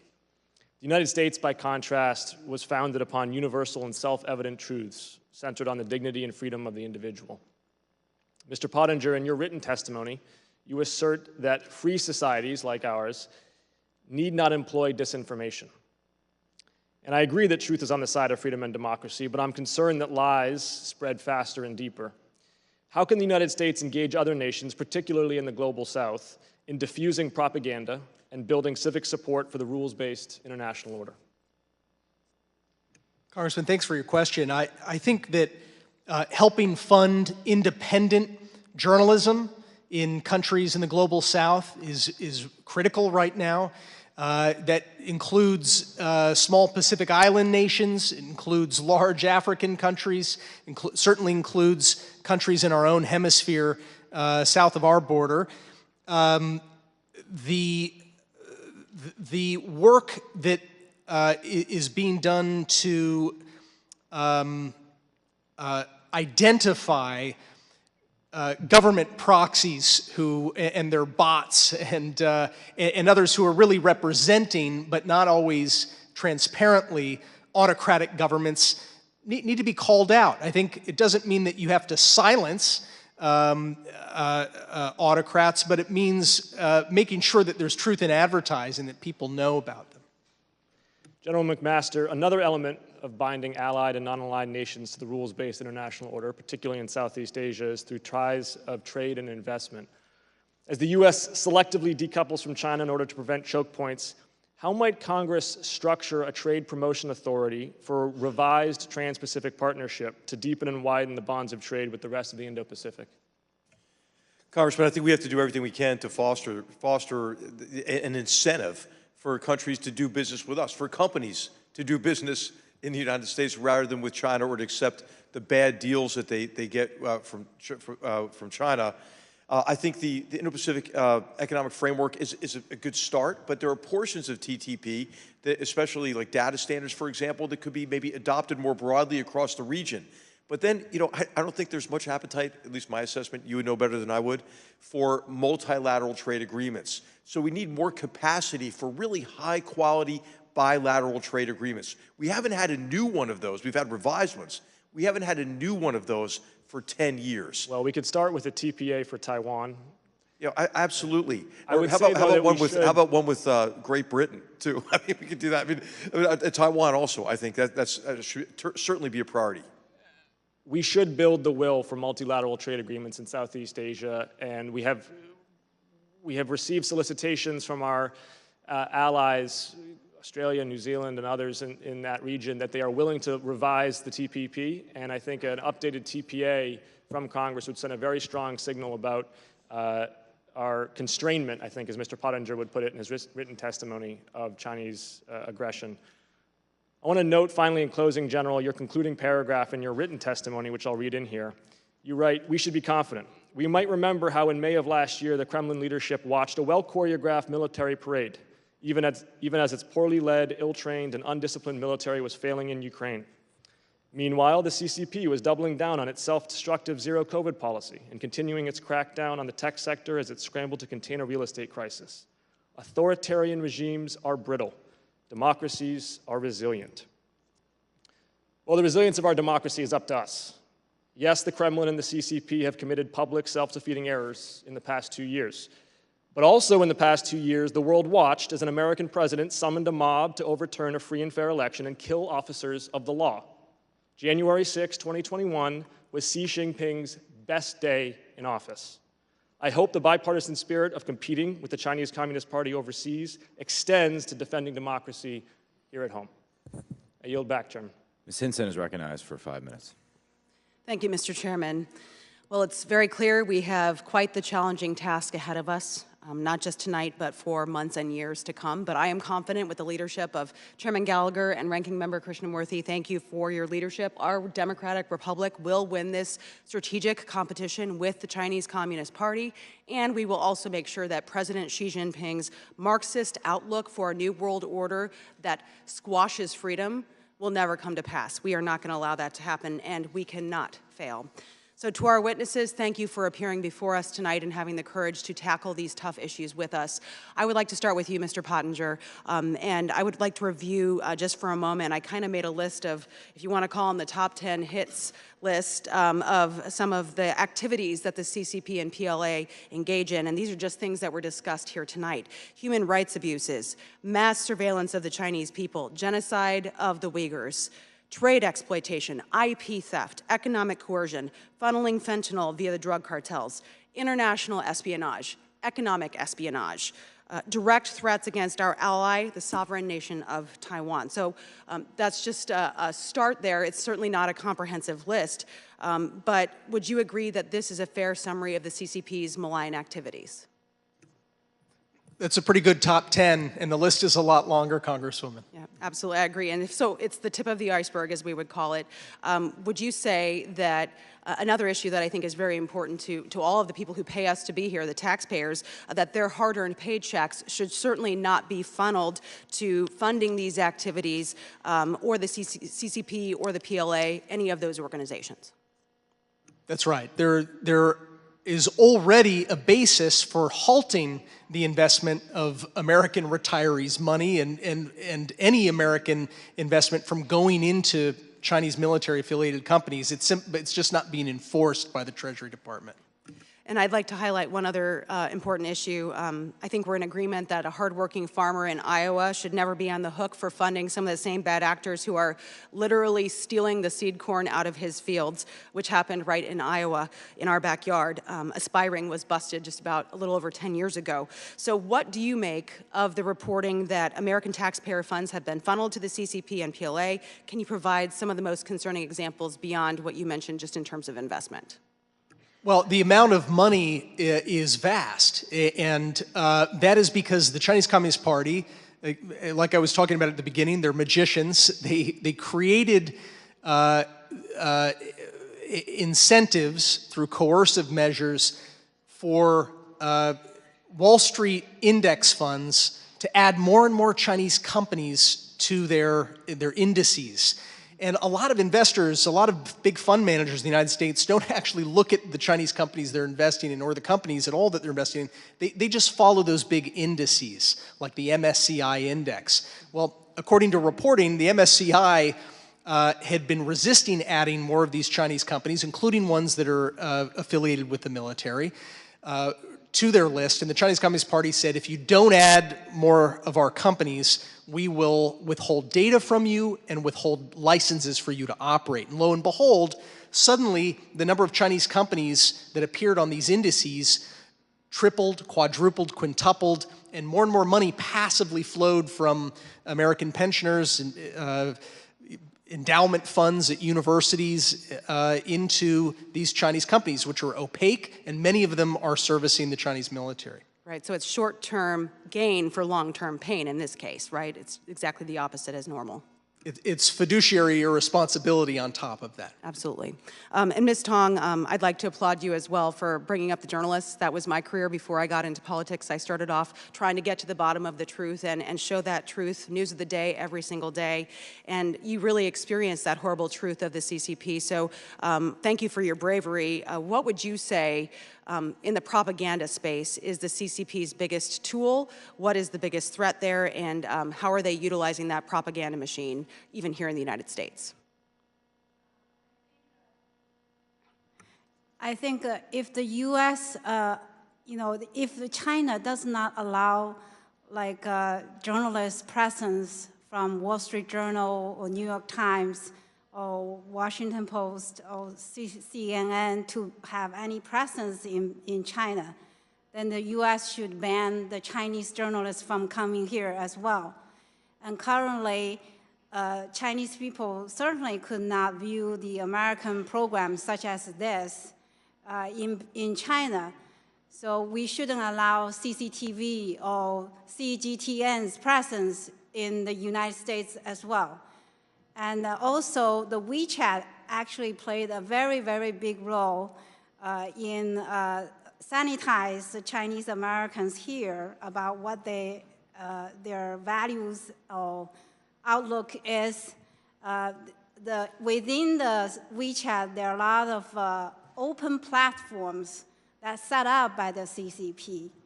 So, for example, they targeting Chinese students organizations or overseas Chinese communities, even for eating purpose. They could gather a lot of Chinese Americans to, for example, protest in front of some organizations for their purpose, to do their bidding. So all of these, ways that the United Front work has penetrated our society very effectively, and we should get smarter to counter the CCP's propaganda, especially against their United Front work. Yeah, well, we had Chinese newspapers with that propaganda being delivered to our members' offices here in Congress not too long ago, and we put a stop to that as well. So thank you, Ms. Tong, and I yield back. Thank you. Mr. Torres is recognized for 5 minutes. Following the end of the Cold War, Francis Fukuyama famously declared the end of history. In the 20th century, the U.S. had high hopes that the world would bring freedom to China. Today, in the 21st century, instead of hoping that the world will bring freedom to China, the U.S. fears that the CCP will bring a totalitarian police state to the world, and will do so to an extent that not even George Orwell himself could have imagined. Under the leadership of Xi Jinping, the CCP has become more totalitarian and more ethno-nationalist. The totalitarian turn and ethno-nationalist ethos of the CCP has led to a genocide against Uyghur Muslims and heightened aggression against Taiwan.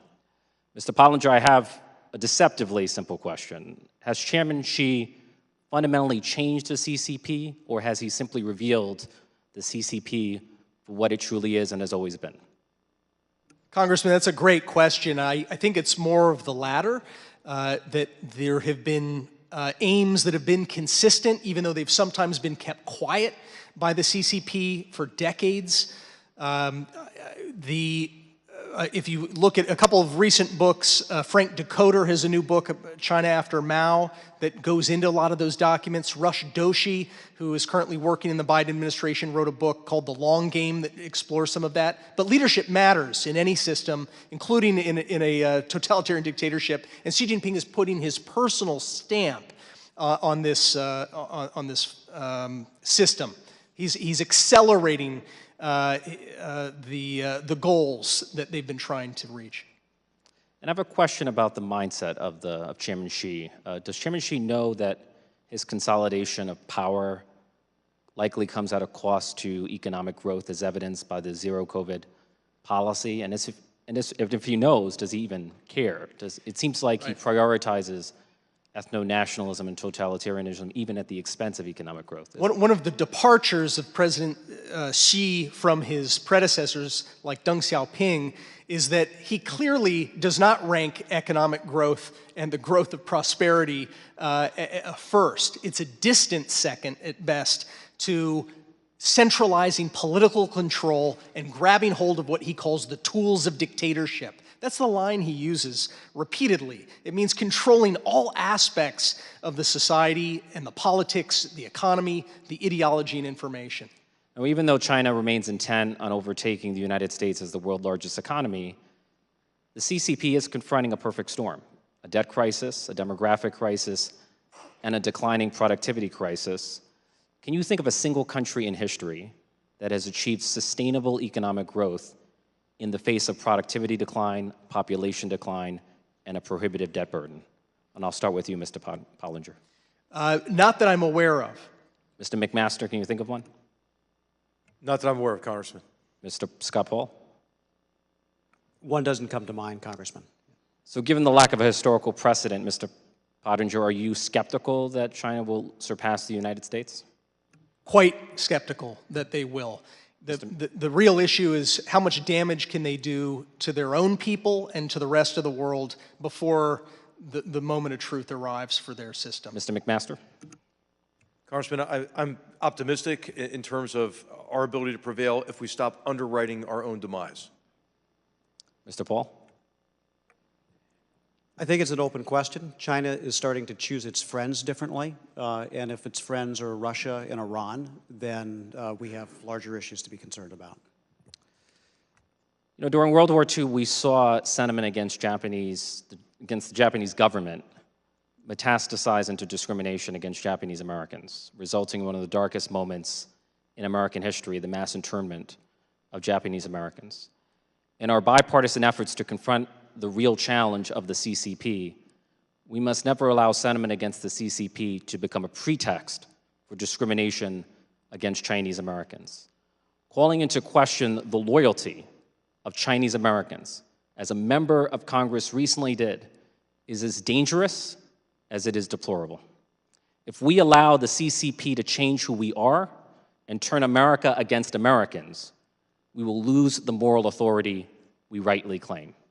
The strategic competition with the CCP is not merely about interest, but about values, and we must remain true to our values, and nowhere more so than here at home. I yield back. Mr. Jimenez, recognized for 5 minutes. Thank you, Mr. Chairman, and I am truly honored to serve on this committee. And Ms. Xi, I can identify with you because I too am a political refugee. I came here when I was 6 years old. I did not suffer what you suffered at the hands of the Communist Party of China, but I can tell you that Marxist regimes are the same everywhere. There is no difference. And though the Communist Chinese Party was able to hide its true intentions for a long time, in the end, they always expose themselves as to what they want. And Marxist ideology wants to simply dominate the world.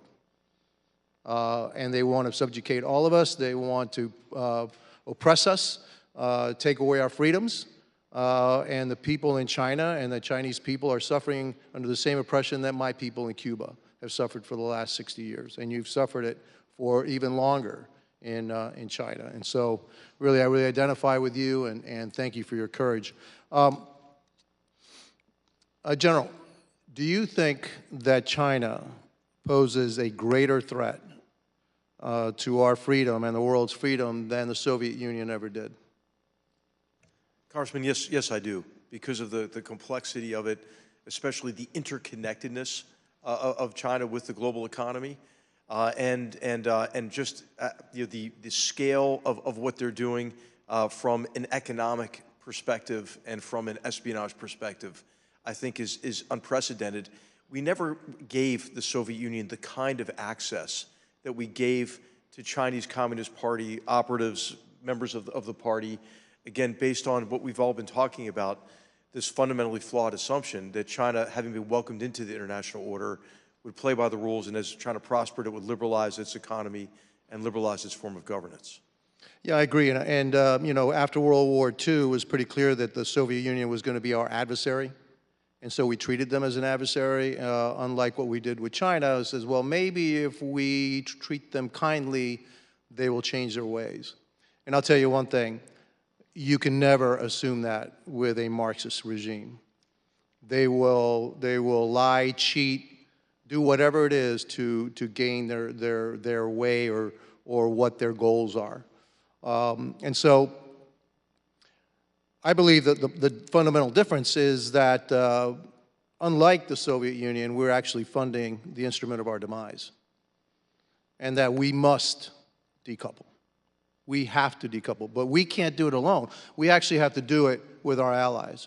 And so now that this veil has kind of been withdrawn, and the rest of the world can actually start to see what really China's about and what their aims are, Do you feel that our allies have sufficiently woken up to the reality of what China is and the threat that China, Russia, Iran, North Korea poses to the rest of the world?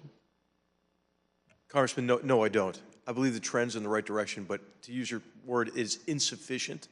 And I think it's important to understand that really the person that's driving decoupling is Xi Jinping, but on his own terms to create this dual circulation economy. Now, I'm talking about things that I learned from Matt Pottinger, but it really, what China wants to do is insulate China from any kind of consequences, financial or economic, associated with Chinese aggression, while he cultivates dependencies that he can use for coercive purposes.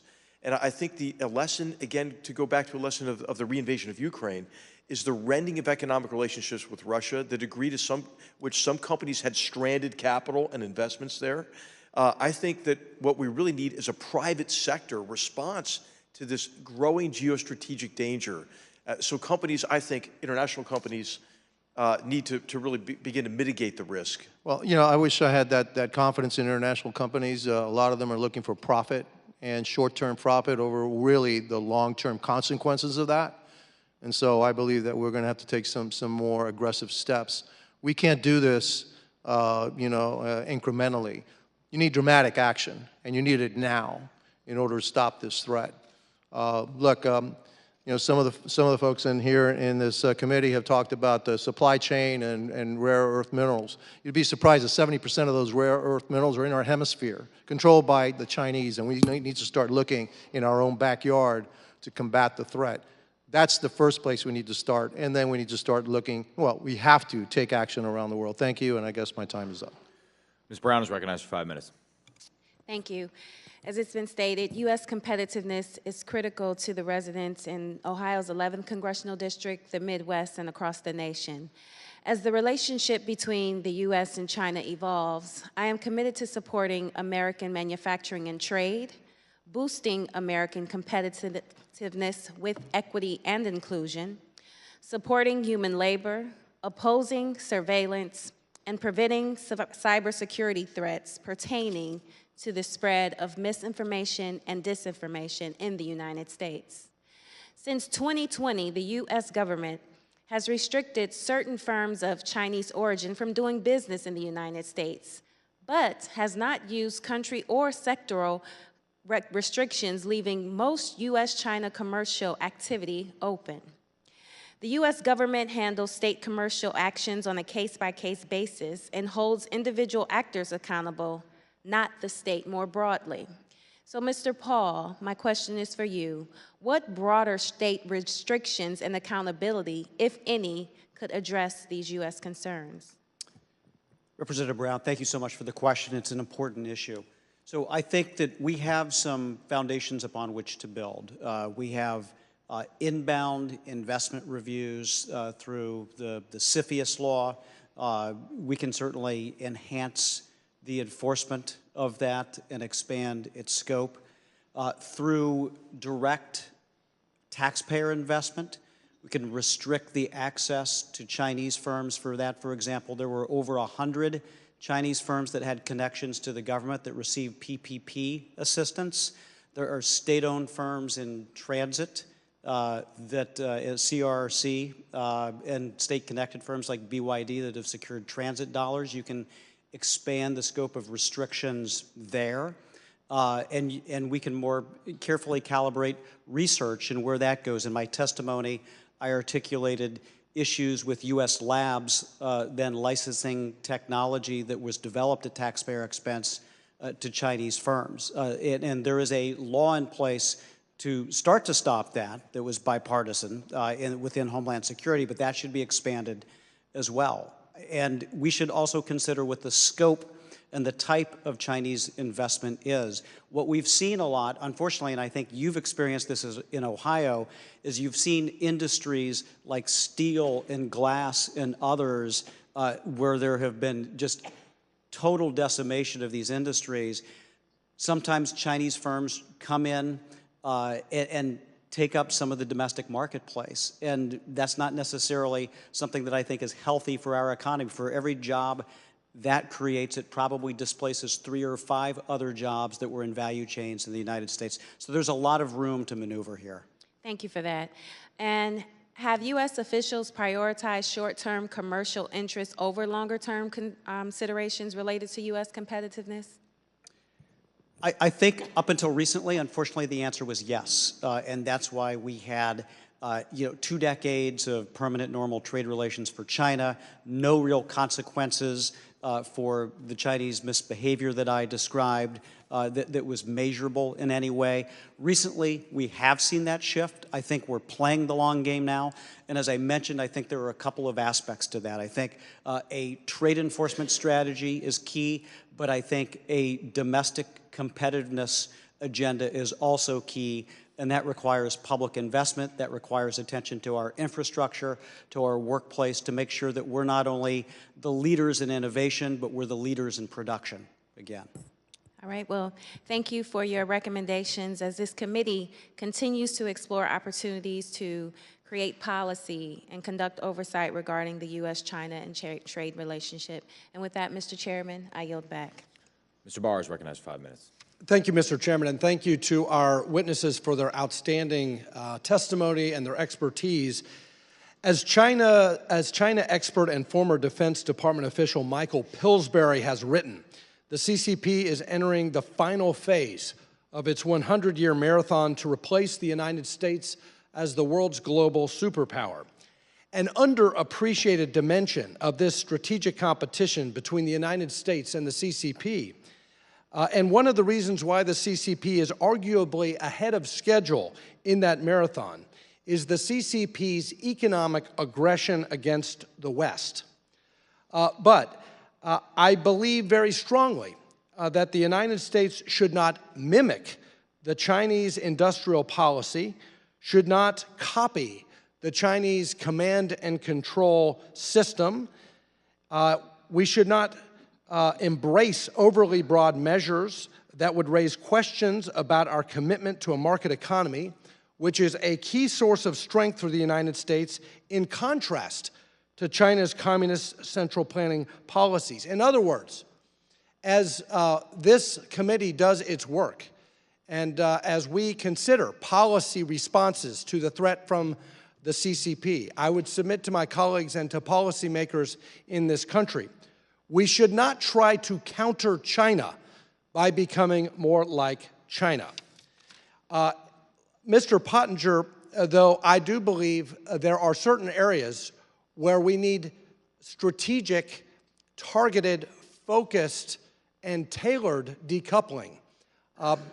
And that strategic, targeted decoupling should be limited and focused on national security issues.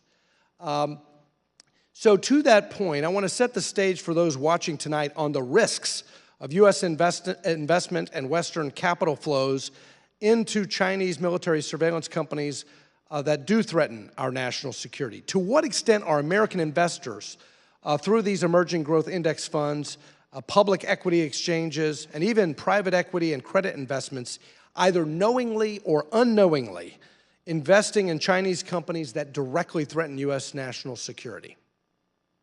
Congressman, it's a huge amount of money. I point you to the work that Roger Robinson has done in this area. He's a former Reagan administration official who's been actually trying to tally the amount of money. We're talking about hundreds of billions of dollars that have been flowing to opaque firms, many of them involved in grotesque human rights abuses, including genocide and slavery of the Uyghur people and others. And I think that most Americans don't know. If Americans knew that that's where their money was going, they would say, I'm out. What are you talking about? But I do think that there has been poor stewardship of the money on the part of these index providers, and frankly on the part of a lot of big money managers who have not paid close enough attention to where that money is truly flowing. Well, let's talk about the appropriate and tailored and focused response. What is the policy solution here that is consistent with our values and our general commitment to cross-border capital flows? What is the right policy response? So as you consider that response, talk to us about the disparate lists within the Department of Commerce, the entity list, the lists within the Department of Defense, the so-called 1260H list, and also within Treasury, the OFAC list and the Chinese military industrial complex list that is subject to these executive orders.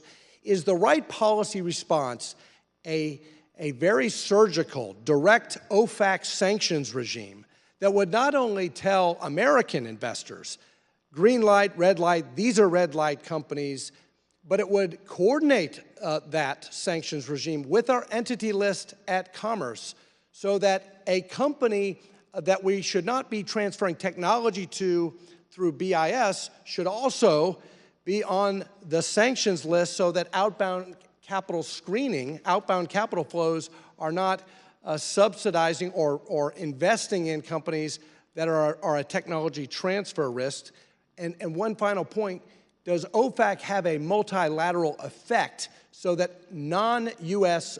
investors are also not funding the rise of Chinese military surveillance and technology companies? Congressman, to start with the last point, I think that when the United States leads, our allies sooner or later tend to follow. That was the case when the Trump administration put the first ever sanctions on China for their genocide. The Europeans and others slowly began to follow suit. There's no substitute for America's deep and liquid capital markets. No one else can substitute for the massive liquidity that we provide through our capital markets here. So the answer is, when we're talking about an adversary, a totalitarian adversary that does not wish us well and is involved in the worst human rights abuses so far this century, yes, we need to actually begin coordinating and at least trying to study why it is, for example, that the U.S. Commerce Department has 1,000 Chinese companies on its export control list because those companies provide dual-use military technologies. But at the Treasury Department down the street, there are only 68 companies that Americans are prohibited from investing in. 68 companies that are either affiliated with the Chinese military or involved in gross human rights abuses. The number should probably be several tens of thousands of companies, not merely 68. So the Treasury Department has a lot of explaining to do. Well, my time has expired, but obviously coordination of these lists is critical, and I yield back. Mr. Luetkemeyer is recognized for 5 minutes. Thank you, Mr. Chairman, and thank our witnesses again today. I want to follow up on Mr. Barr's line of questioning here. Ms. Tong, in your testimony, you say that the CCP, we have helped to feed the baby dragon of the CCP until it has grown into what it is now. You know, I always use a little bit different phrase, and I often say that we're investing in China, which is the lion that's going to eat us if we're not careful. You know, Mr. Paul, in your testimony, you stated that the CCP has sought to accomplish its objectives by drawing in American investment in technology. They are sucking us in. They're finding a way to attract our investment. And Mr. McMaster, or General McMaster, you in a statement before the Senate Armed Services Committee in a hearing in March 2021 discussed the many Chinese companies that are listed on the American Stock Exchange. And my information was that in 2020 there were about 1,000 companies listed on our stock exchange, whereas of January the 9th of this year is down to 252. I think one of the reasons probably is that we said that they had to be audited every 2 years. I'd like to see that go down to 1 year. That's something I think we're going to be looking at.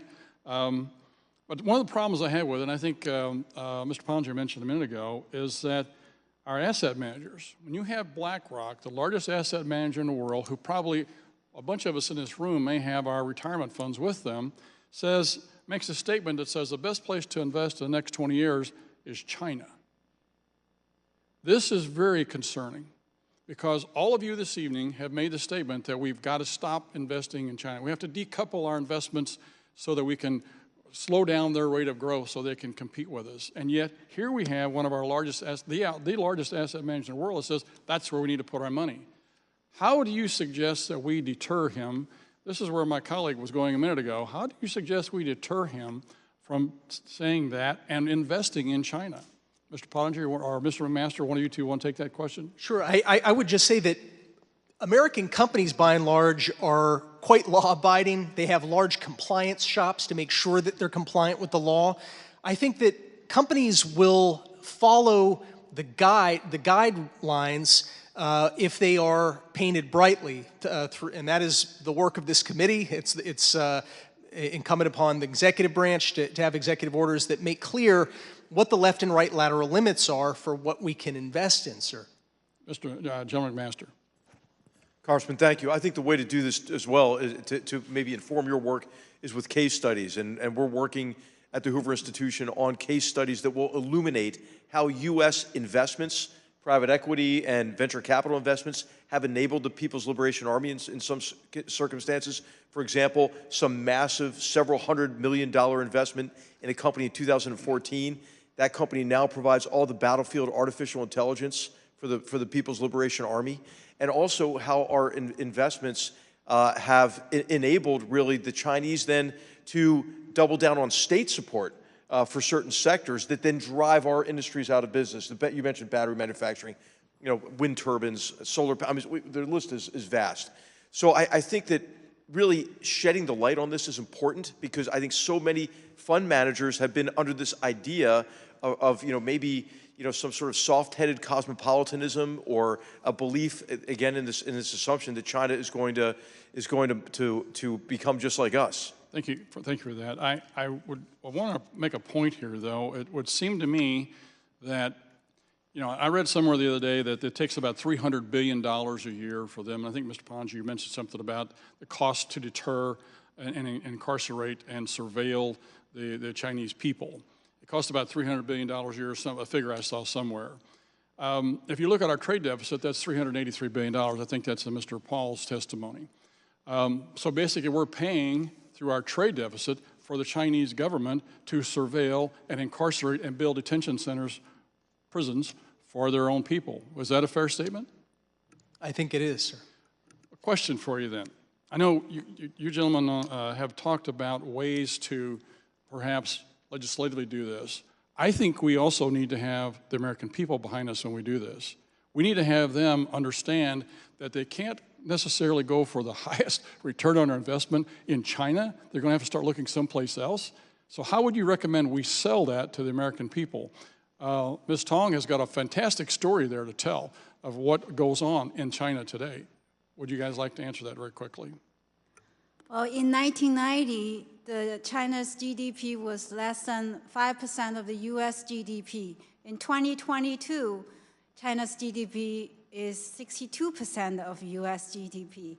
Over the last 3 decades, with easy access to Western markets, Wall Street capital, cutting-edge technology from Silicon Valley and the American universities, and also business and manufacturing know-how transferred or stolen in joint enterprises, China has now become a pacing geopolitical threat to the U.S.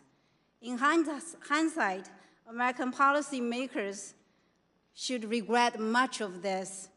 Sacrificing American values and principles for short-term profits will never serve Americans' long-term national security or economic well-being. Thank you for that statement, Ms. Tong. And I yield back. My time's up. Thank you. And thank you to our witnesses for their incredible testimony. I'm struck by the amount of overlap and the amount of good ideas that we've generated in the course of this discussion. We also now know that it takes approximately 3 hours to get through every member of the committee. Everyone's still here. Everyone is still here, indeed. But mercifully, no one's asked for a second round of questions, so I'll move to close. 3 hours is roughly the length of a long movie, think like an Avatar-length movie. And like any cinematic experience, in examining this strategic competition with the CCP tonight, we've gotten a sense of heroes and villains. And though we might disagree slightly on precisely who the good guys and the bad guys are at times, there's no question in my mind that we, America, are the good guys. We are the good guys. That even on our worst day, the rest of the world is still looking to us for leadership. And I was reminded of this fact today when we had a press conference with a group of Hong Kongers on the 2-year anniversary of 47 activists being jailed in Hong Kong for having the temerity to hold unofficial elections in Hong Kong. Even that was too much for the Chinese Communist Party. And I think it illustrates that a world in which people are free is a world unsafe for the CCP, and thus they are trying to change it. I'm reminded of what Joshua Wong, who remains jailed, said. Our bodies are held captive, but our pursuit of freedom cannot be contained. Or to paraphrase what President Reagan said standing in front of the Brandenburg Gate at the end of the old Cold War, freedom is the victor. Freedom is the victor. In that spirit, I want to thank all of our members for their thoughtful contributions tonight. I can't tell you how excited I am to work with all of you on a bipartisan basis going forward. Again, I want to thank our witnesses. I will remind members, questions for the record are due 1 week from today on March 7th. Your staff will receive submission instructions shortly. And without objection, the committee hearing is adjourned.